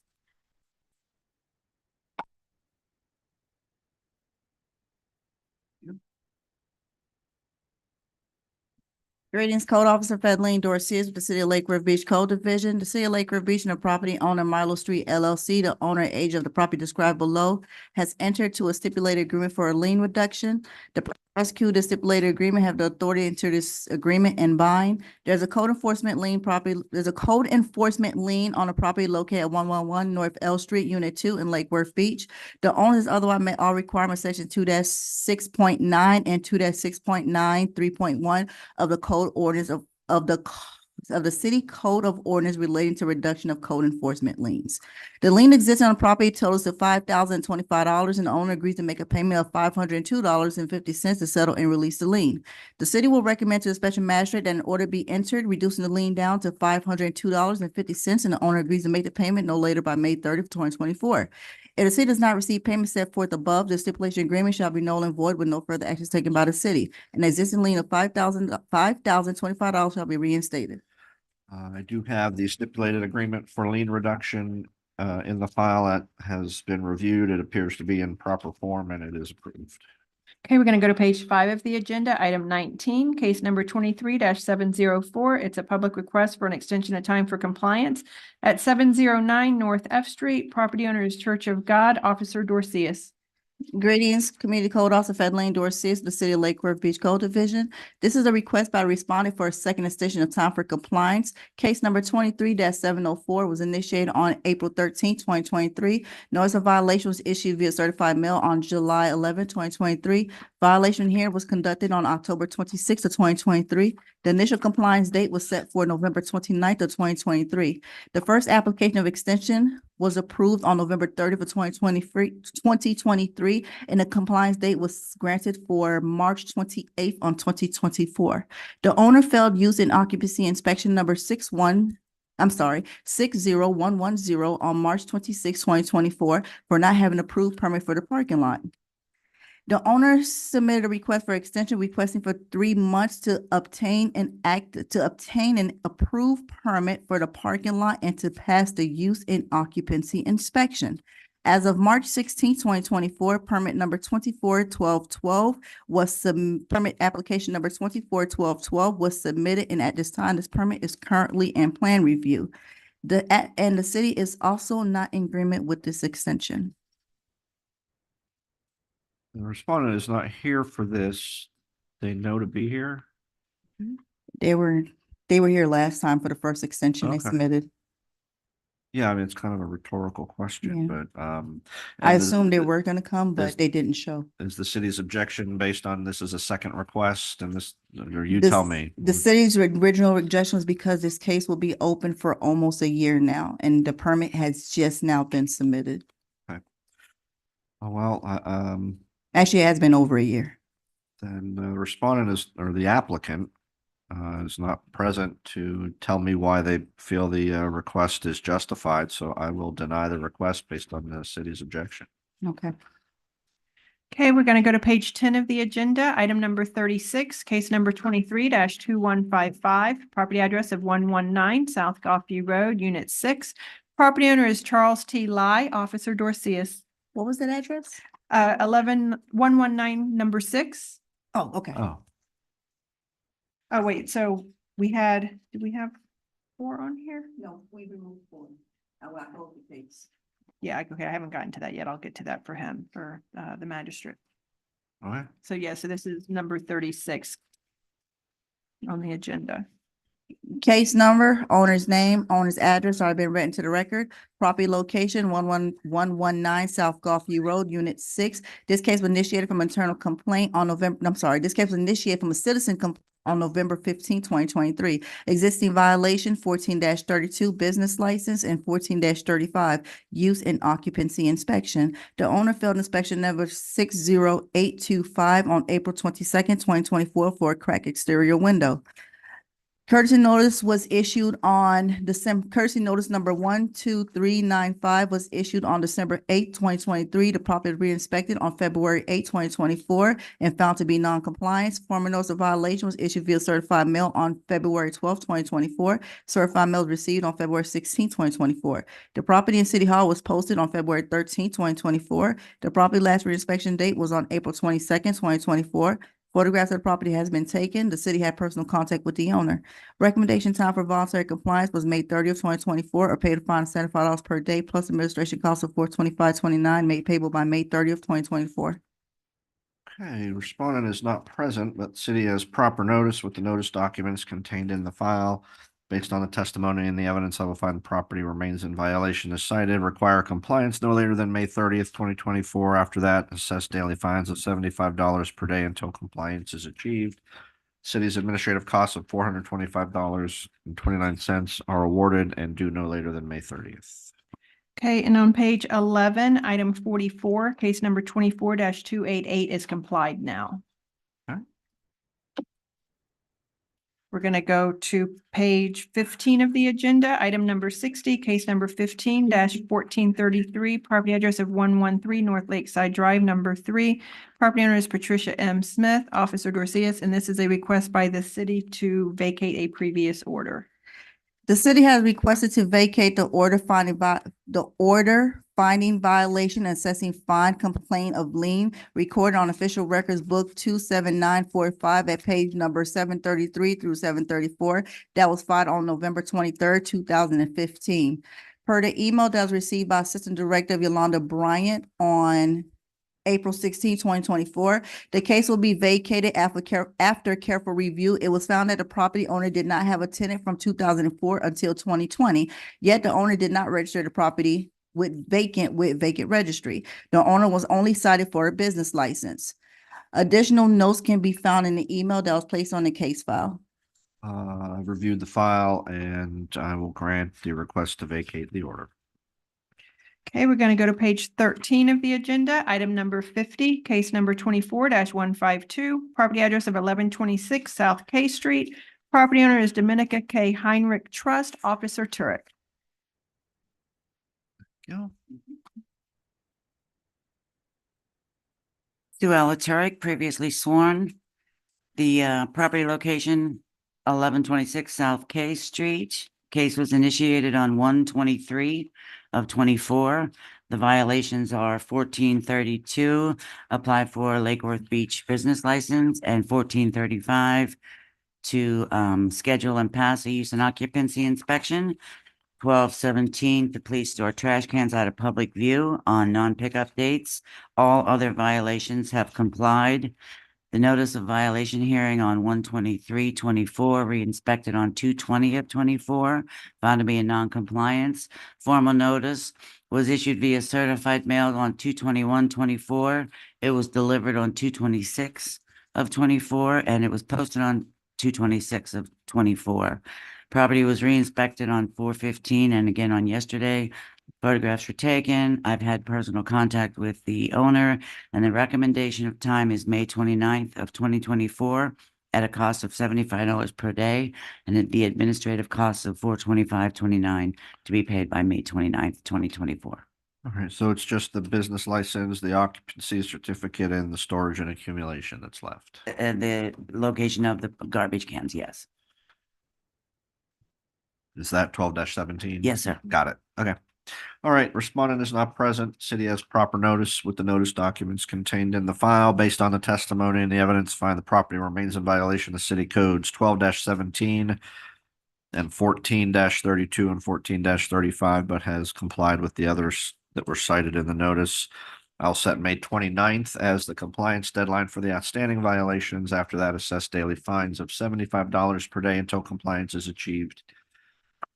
And award the city's administrative costs of $425.29 due no later than May 29th. Okay, we are going to go to page 8 of the agenda. Item number 30, case number 23-2114, property address of 2220 Park Street. Property owner is Pedro F. Montesino, Officer Dale.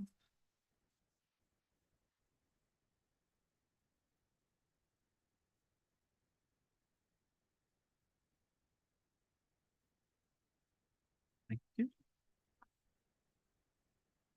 Officer Letisa Dell with the City of Lake Worth Beach Code Compliance.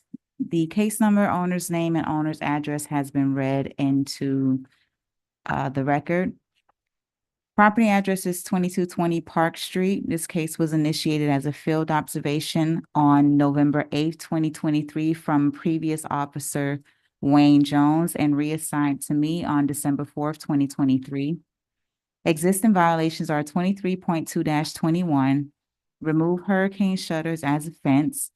On January 24th, 2024, the hurricane shutters have since been removed and new fencing material has been installed without a permit. The permit application was submitted on February 20th, 2024 and disapproved on March 6th, 2024 with no noted follow-up from the owner in the system as of 4/22/2024. All other violations have been complied. There was an issue courtesy notice for violation with the door hanger number 13038, which was issued with the date for correction of December 8th, 2023. And an additional courtesy was given from December 8th, 2023 to January 2nd, 2024. The property was re-inspected on January 12th, 2024 and April 3rd, 2024 and found to be in non-compliance. Formal notice of violation and hearing was issued via certified mail on January 31st, 2024, and the certified mail was out for delivery. The property was posted at the Property and City Hall on February 5th, 2024, and the last reinspection was on April 22nd, 2024, and found to be in non-compliance. Photographs of the property have been taken showing the violations. There has been no personal contact with the property owner. The city's recommendation time is May 28th, 2024, with a $50 per day fine and an administrative cost of $425.29 to be paid by May 28th, 2024. The respondent is not present, but the city has proper notice with the notice documents contained in the file. Based on the testimony and the evidence to find the property remains in violation of City Code 23.2-21, but has complied with City Code 23.4-4 C and D. I will set compliance deadline as May 28th, 2024. After that, daily fines of $50 per day are assessed until compliance is achieved. City's administrative costs of $425.29 are awarded and due no later than May 28th. Okay, next is item 31, case number 23-2124, property address of 1605 Crestwood Boulevard. Property owner is Mitchell Valdez, Officer Dale. Officer Letisa Dell with the City of Lake Worth Beach Code Compliance. The case number, owner's name, and owner's address has been read into the record. The property location is 1605 Crestwood Boulevard and was initiated as a field observation on November 8th, 2023. Existing violations are permit needed for installation of fence, and there is a shed on the property. As of April 4th, 2024, no permit application has been submitted for the fence. However, application number 24-0607 is in plan review and had been disapproved on March 14th, 2024, with no follow-up from the owner as of April 22nd, 2024.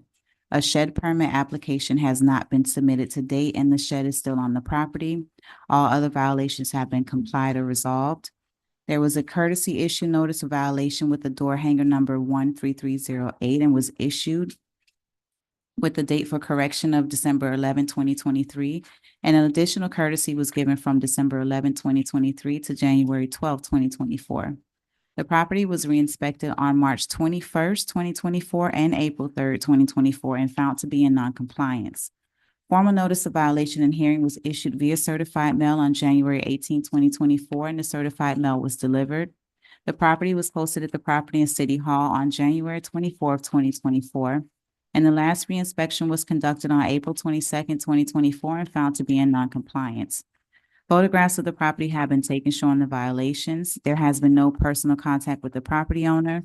The city's recommendation time is May 29, 2024, with a $50 per day fine and an administrative cost of $425.29 to be paid by May 29, 2024. Is that a shed or is that a pool house? No, it's a. Sorry. Respondent is not present at today's hearing, but the city has proper notice with the notice documents contained in the file. Based on the testimony and the evidence, I will find property remains in violation of City Code 23.2-21. I find property is complied with 21-37.1. I'll set May 29th, 2024 as the compliance deadline. After that, daily fines of $50 per day are assessed until compliance is achieved. City is awarded administrative costs of $425.29, which are due no later than the May 29th compliance deadline. Okay, we're going to go to page 9 of the agenda, item 33, case number 23-2231, property address of 1416 Crestwood Boulevard. Property owner is Ella E. and William R. Pritchard Jr. Estate. Officer Dale. Officer Leticia Dell with the City of Lake Worth Beach Code Compliance. The case number, owner's name, and owner's address has been read into the record.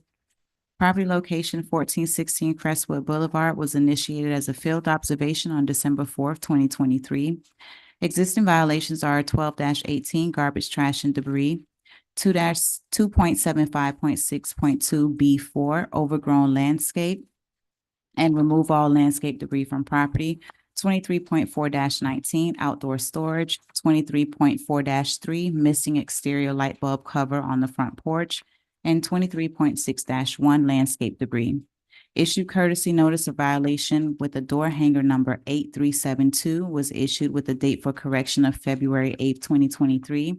The property was re-inspected on February 9th, 2024 and April 4th, 2024 and found to be in noncompliance. Formal notice of violation and hearing was issued via certified mail on February 13th, 2024, and the certified mail was delivered. The property was posted at the Property and City Hall on February 15th, 2024, and the last reinspection was conducted on April 22nd, 2024, and found to be in noncompliance. Photographs of the property have been taken showing the violations. There has been no personal contact with the property owner. The city's recommendation time is May 29th, 2024, with a $75 per day fine and an administrative cost of $425.29 to be paid by May 29th, 2024. Is the outdoor lighting the porch light that looks like the bulb's exposed? There's no Yes. fixture over it? Yes. Okay, respondent is not present at today's hearing, but the city has proper notice with the notice documents contained in the file. Based on the testimony and the evidence, find property remains in violation as cited, with the exception of compliance with 2-75.6.2.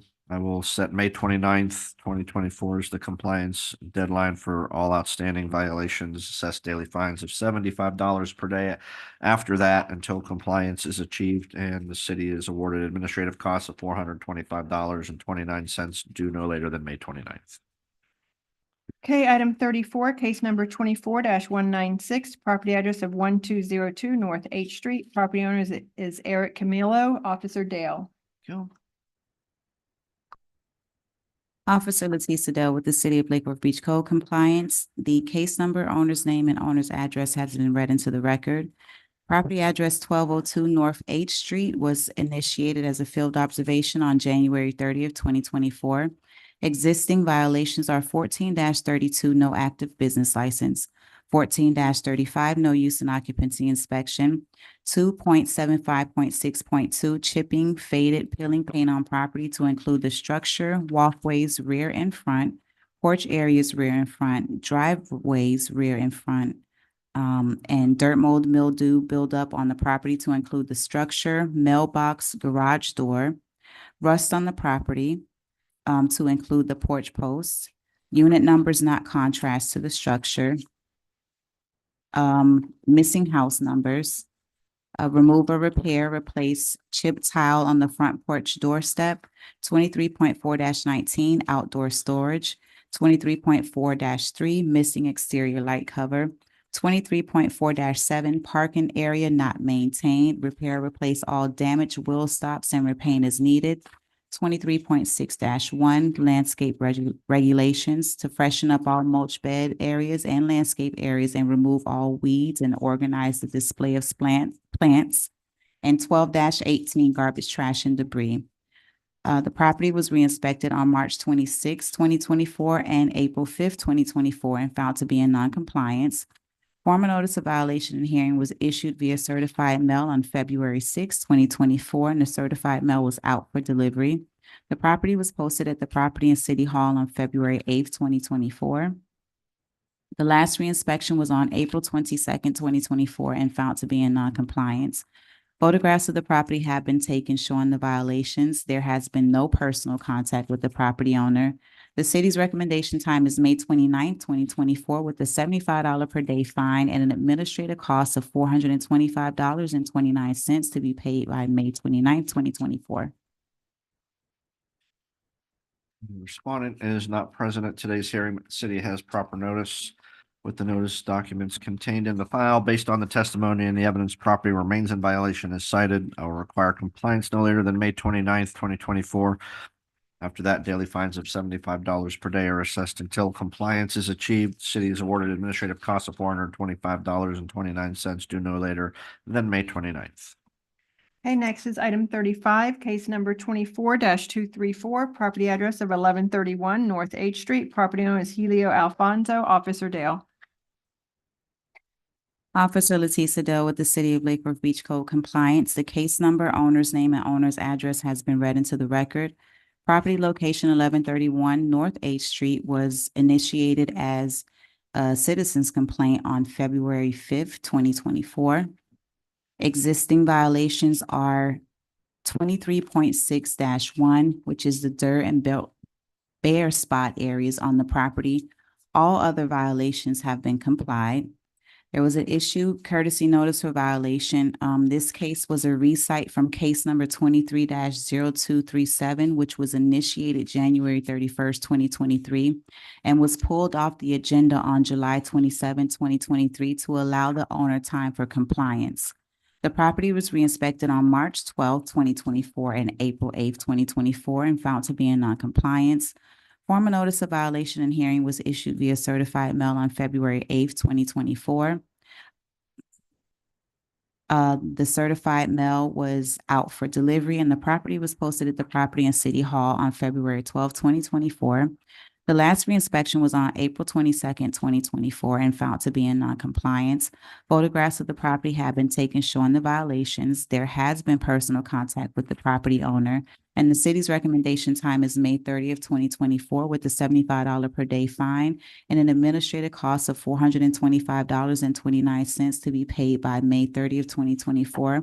I do want to add that the homeowner was instructed to reach out to the city's horticulturalist, Dave McGrew, so he did have the information to try to comply the landscape violation. And the yard is almost all dirt, so that's what we're talking about. That's all that's left. Yes, that's the only thing. And everything else complied. So, respondent is not present at today's hearing, but the city has proper notice with the notice documents in the file. Based on the testimony and the evidence, I will find that the property remains in violation of City Code 23.6-1, but has complied with all other code sections that were originally cited. I will set May 30th as the compliance deadline for the outstanding violation. After that, assess daily fines of $75 per day until compliance is achieved. City's administrative costs of $425.29 are awarded and due no later than May 30th. Okay, now we're going to go to page 13 of the agenda. Item number 52, case number 23-1943, property address of 901 North B Street.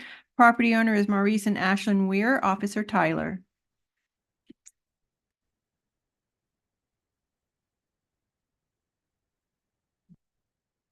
Community Code Officer Tyler. Property owner's name and address has already been read on the record. This was a citizen's complaint that was initiated on October 13th, 2023. Existing violations, 1432 business license and 1435 use and occupancy inspection. Issued courtesy notice of violation door hanger 13243 on October 17th, 2023, re-inspected on November 2nd, 2023, and found to be in non-compliance. Formal notice of violation and hearing was issued via certified mail on January 8th, 2024.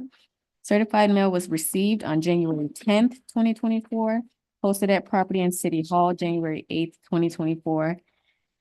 Property was last re-inspected on April 17th, 2024, and found to be in non-compliance. Photographs have been taken showing the violations, and the city has had personal contact with the owner. The city is recommending that the owner be given until May 27th, 2024 for compliance or pay the fines of $75 per day. The city is also asking that the administrative costs of $425.29 to be paid by May 27th, 2024. Respondent is not present at today's hearing, but the city has proper notice. Based on the evidence and testimony, I find property remains in violation of city codes 1432 and 1435. Find property is complied with all other code sections cited in the notice. I will set May 27th, 2024 as the compliance deadline for the outstanding violations. After that, assess daily fines of $75 per day until compliance is achieved. Award the city's administrative costs of $425.29, which will be due no later than May 27th. Okay, next is item 53, case number 23-1970, property address of 1117 3rd Avenue North. Property owner is Dawn and Bryn Daly, Officer Tyler. Okay, owner's name and address has already been read on the record. Property location 1117 3rd Avenue North. This was a failed inspection that was initiated on October 20th, 2023. Existing violations, 1432 business license, 1435 use and occupancy inspection. The last failed inspection was on October 20th, 2023. 23.2-21, apply for, obtain, and pick up permit for mini split system. Contact the building division. All other violations have been complied. Formal notice of violation and hearing was issued via certified mail on January 4th, 2024. Certified mail was received on January 8th, 2024, posted at the Property and City Hall, January 8th, 2024. Property was last re-inspected on April 24th, 2024, and found to be in non-compliance. There are photos of the violations. The city has made contact with the property owner. The city is recommending that the owner be given until May 27, 2024 for compliance or pay the fines of $75 per day. The city is also asking that the administrative cost of $425.29 to be paid by May 27, 2024. All right, the city has proper notice, even though the respondent is not present. Find the property remains in violation as cited, except for compliance having been achieved with City Code 2-75.6.2. I will set May 27th, 2024 as compliance deadline. After that, daily fines of $75 per day are assessed until compliance is achieved. City's administrative costs of $425.29 are awarded and due no later than May 27th. Why does everybody install mini splits without getting permits? I mean to tell you, everybody, all the time.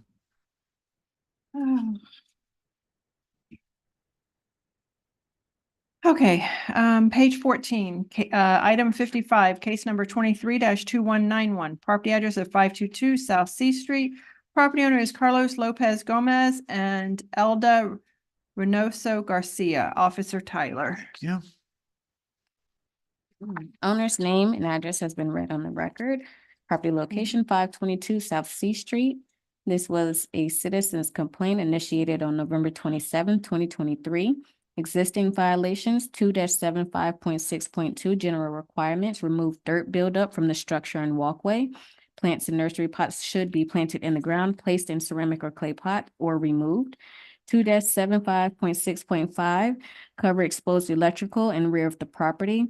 23.2-21, apply for, obtain, and pick up permit for all fencing installed. Contact the building division. 23.4-4 C and D, repair or replace damaged wood fence in rear of property. If more than 16 feet is repaired or replaced, a permit will be required. Please contact building division. Issued courtesy notice of violation door hanger 12031 handed directly to the owner on November 28th, 2023, re-inspected on January 5th, 2024, and found to be in non-compliance. Formal notice of violation and hearing was issued via certified mail on January 10th, 2024. Certified mail was returned March 18th, 2024, posted at the property in City Hall January 16th, 2024.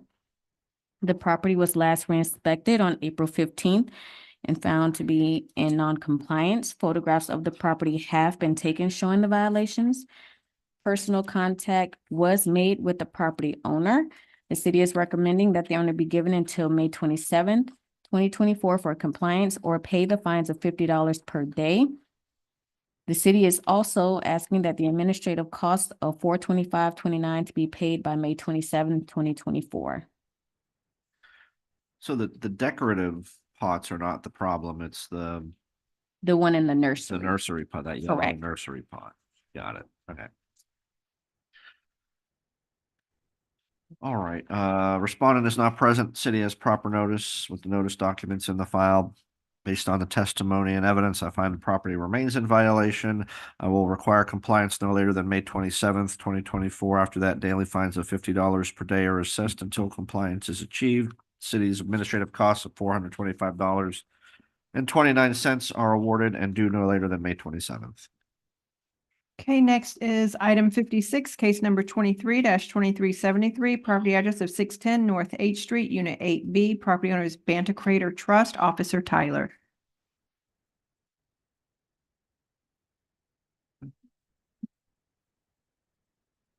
Owner's name and address has been read on record. Location 610 North H Street, Unit 8B. This was for a business license initiated on January 3rd, 2024. Existing violations, 1432 business license, 1435 use and occupancy inspection. All other violations have been complied or resolved. Issued courtesy notice of violation, door hanger 13964 on January 4th, 2024. Re-inspected on February 8th, 2024, and found to be in non-compliance. Formal notice of violation and hearing was issued via certified mail on February 14th, 2024. Certified mail was received February 16th, 2024. Posted at the property in City Hall, February 14th, 2024. Property was last re-inspected on March 26, 2024, and found to be in non-compliance. Photographs of the property have been taken showing the violations. Personal contact was made with the property owner. The city is recommending that the owner be given until May 27, 2024 for compliance or pay the fines of $75 per day. The city is also asking that the administrative cost of $425.29 to be paid by May 27, 2024. I would also like to add that the owner was offered a non-rental affidavit as they stated that they are not currently renting to a tenant, but family is living there. The owner refused to complete the application and pay the fines. The email is in the file as well.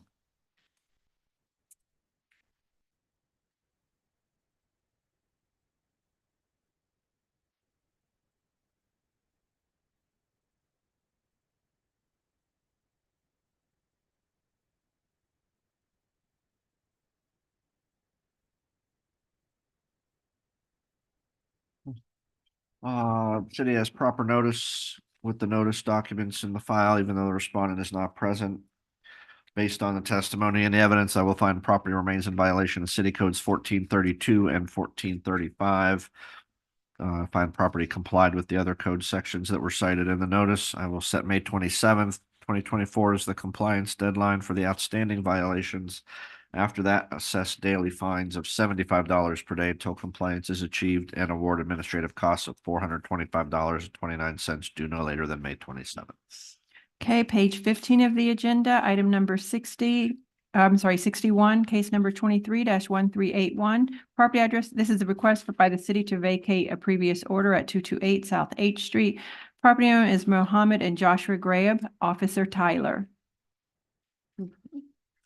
The city has requested to vacate the order finding violation and assessing fine and claim of lien recorded at Official Records Book 34907 at page 1459 and filed on March 25th, 2024. I was just reading The email. the email. I will grant the request to vacate that order. Okay, now we're going to go to page 7 of the agenda, item number 26, case number 23-2302, property address of 1106 North J Street. Property owner is Adam L. Jazinski, the second, Officer Bryant.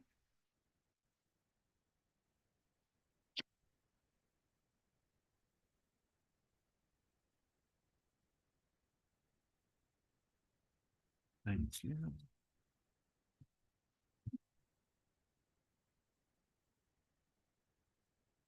Code Officer Juliana Bryant for the City of Lake Worth Beach. The case was initiated on 12/13/2023 as a field observation. Existing violations of the property are 12-17, please remove all garbage cans from the public view. 12-18, please remove all trash and debris from entire property to include plastic debris on tree in the rear of property closest to alley. 14-32, please apply for and obtain a City of Lake Worth Beach business license for Jazinski Adam L. II. 14-35, please contact our code division to schedule and pass a use and occupancy inspection for Jazinski Adam L. II. The notes are from the use and occupancy inspection are inspection disapproved, violations observed, trash and debris, in parentheses, wooden debris, ladders, gas jugs, kiddie pool, buckets, etc. Unpermitted new wooden fence of over 16 feet, overgrown landscape, front and rear, outdoor storage, indoor cabinet near Unit 4, chipping/peeling paint of door of Unit 4, damaged white wooden gate in rear Unit 4, expired tag of vehicle in the front of property, garbage cans in public view, missing light cover of exterior light Unit 2. 2-75.6.2 for general requirements. Missing light bulb and cover of exterior light. Number 2, chipping/peeling paint of door Unit 4. 2-75.6.2 B4. Please cut/trim all overgrown landscape, grass, and weeds of property to include rear of property. 23.4-4 fences, walls, and gates. Damaged white wooden gate near Unit 4 of property. Issued courtesy notice for violation hearing on 12/15/2023. Reinspected on 2/2/2024, found to be in non-compliance. Formal notice of violation and hearing was issued via certified mail on 2/5/2024. Certified mail not received. Posted at property and at City Hall 2/20/2024. Last reinspection was on 4/24/2024, found to be in non-compliance. Photographs of property have been taken showing the violations. The city has had personal contact with the property owner. Recommendation time is May 30th, 2024, or fine $75 per day. Administrative costs $425.29 to be paid by May 30th, 2024. So 12, 17, and 18, and 14, 32, and 35 is what's left. And 2-75.6.2 And for, 6.2. yes. Got it. Yep. Okay. Respondent is not present, but the city has proper notice with the notice documents in the file. Based on the testimony and the evidence, I will find property remains in violation of city codes 12-17, 12-18, 1432, 1435, and 2-75.6.2. I will find all other code sections cited in the notice have complied. I will set May 30th, 2024 as the compliance deadline for the outstanding violations. Assess daily fines of $75 per day afterwards until compliance is achieved, and award the city's administrative costs of $425.29 due no later than May 30th. Okay, we're going to go to item 27, case number 24-190, property address of 2502 North Dixie Highway, Unit 5. Property owner is Lake Worth Beach LLC. Officer Bryant.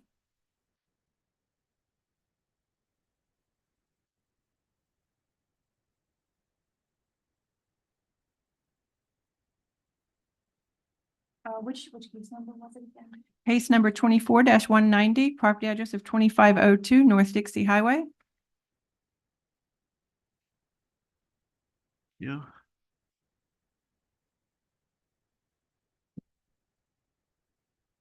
Code Officer Juliana Bryant for the City of Lake Worth Beach. Case was initiated on 1/30/2024 as a complaint from the Business License Department.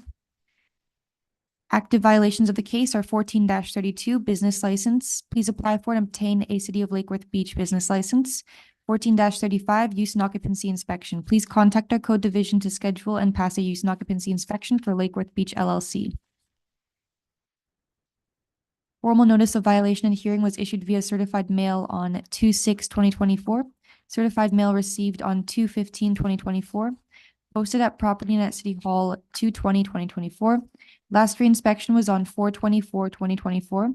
Found to be in non-compliance. Photographs of property have been taken showing the violations. The city has not had personal contact with the property owner. Recommendation time is 5/30/2024 or fine $75 per day. Administrative costs $425.29 to be paid by 5/30/2024. Respondent is not present, but the city has proper notice with the notice documents in the file. Based on the evidence, I find property remains in violation as cited, require compliance no later than May 30th, 2024.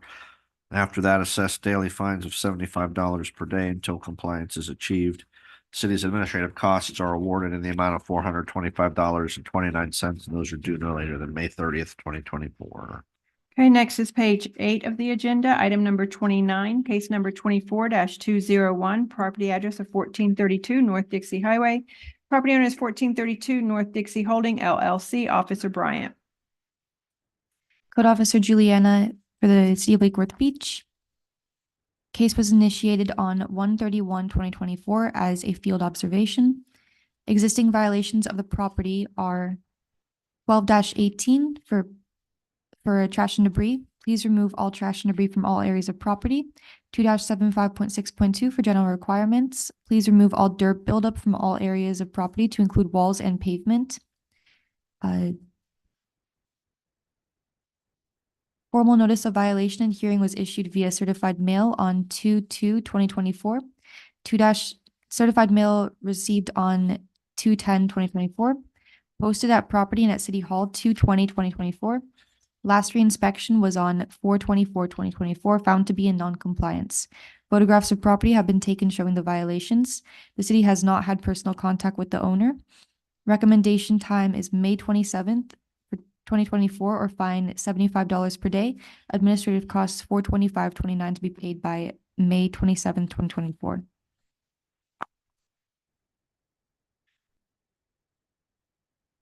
The weeds violation 275.6.2B4, that is Complied. complied. Yes. Okay. Respondent is not present. City has proper notice with the notice documents in the file. Based on testimony and the evidence, find property remains in violation of city codes 12-18 and 2-75.6.2. I will require compliance no later than May 27th. After that, daily fines of $75 per day are assessed until compliance is achieved. For the record, compliance has been achieved with 23.4-4 and 2-75.6.2 parens B parens 4. I'll award the city's administrative costs of $425.29 due no later than May 27th of 2024. Juliana.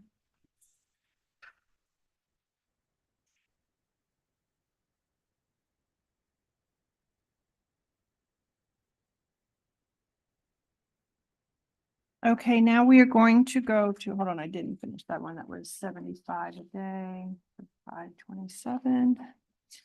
Okay. We're going to go to page 15 of the agenda, item number 59, case number 24-255. This is a request by the city to amend a previous order from the last hearing at 1121 North M Street. Property owner is Mary J. Val Trust, Officer Bryant. Code Officer Juliana Bryant for the City of Lake Worth Beach. The city would like to amend the start date of fines from repeat case 24-0255 from February 6th, 2024 to March 6th, 2024, as notice of violation was not sent out until March 6th, 2024. Granted, I'll sign the corrected order.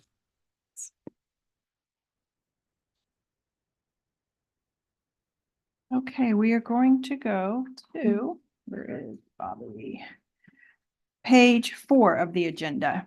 Item number 15, case number 21-2487. This is a public request for a lien reduction at 1926 10th Avenue North. Property owner is 1920 10th Avenue LLC, Officer Hicks, and they entered into a stipulated agreement. Oops. Did you have it? Got it. Bobby Hicks with the City of Lake Worth Beach. The persons executing the stipulated agreement have the authority to enter to this agreement. There is a code enforcement lien on the property located at 1926 10th Avenue North. The property is otherwise free of all outstanding debts and dues to the city, and all administrative costs assessed of the underlying code compliance case of lien have been paid. Owner does not have any other properties in the city that have active code compliance cases. Owner has otherwise met requirements of section 2-69.3 and 2-69.3.1 of the city's code of ordinances. The lien existing on the properties totals $112,000. The city will recommend to the special magistrate the order entering reducing the lien to zero, as the owner has supplied the city with receipts greater than the $112,000. If all conditions of the stipulated agreement are met, upon request by the owner, the city shall issue a release of lien executed. That's it. I do have the stipulated agreement. It's in proper form and approved. Okay, next is item 16, case number 23-1519. It's a public request for a lien reduction at 1926 10th Avenue North. Property owner is 1920 10th Avenue LLC. Supervisor Hicks, sorry, my apologies.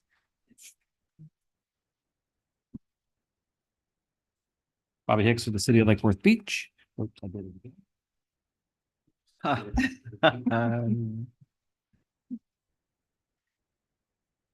The persons executing the stipulated agreement have the authority to enter to this agreement. There's a code enforcement lien on the property located at 1926 10th Avenue North. The property is otherwise free of all outstanding debts and dues to the city, and all administrative fees have been paid. Owner does not have any other properties in the city with active code compliance cases. The owner has otherwise met the requirements of section 2-69.3 and 2-69.3.1 of the city's code of ordinances. The lien existing on the property totals $3,100, and the owner agrees to pay $310 to settle and release the lien. The city will recommend to the special magistrate that an order enter reducing the lien to $310, and the owner agrees to make payment by March 24th of 2024. If the city does not receive payment and set forth, the stipulated agreement shall be null and void. No further action shall be taken by the city, and the existing amount of $3,100 shall be reinstated. What was the payment date? May 24th. May 24th. Okay, I thought you said March. I was like, whoa, wait. Okay, May. May. All right, I have the stipulated agreement for lien reduction. It is in proper form and approved. Okay, we are going to go to page 11, item 45, case number 23-2188, property address of 2202 7th Avenue North. Property owner is Avalon Industrial Complex LLC. Supervisor Hicks.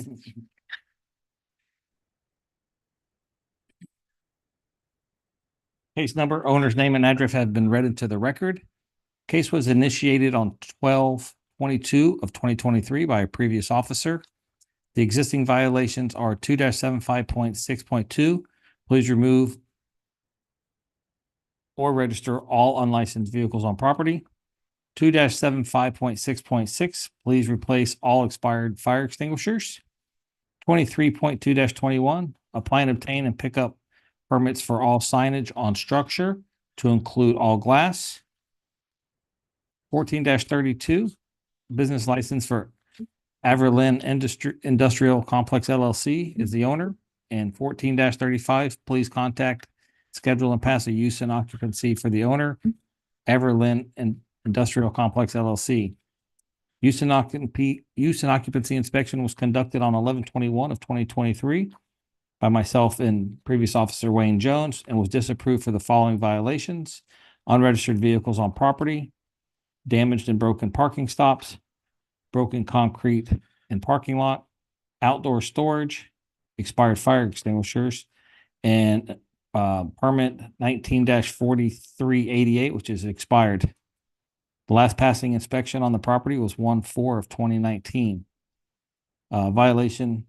Active violation also 23.4-19 to remove all outdoor storage from property.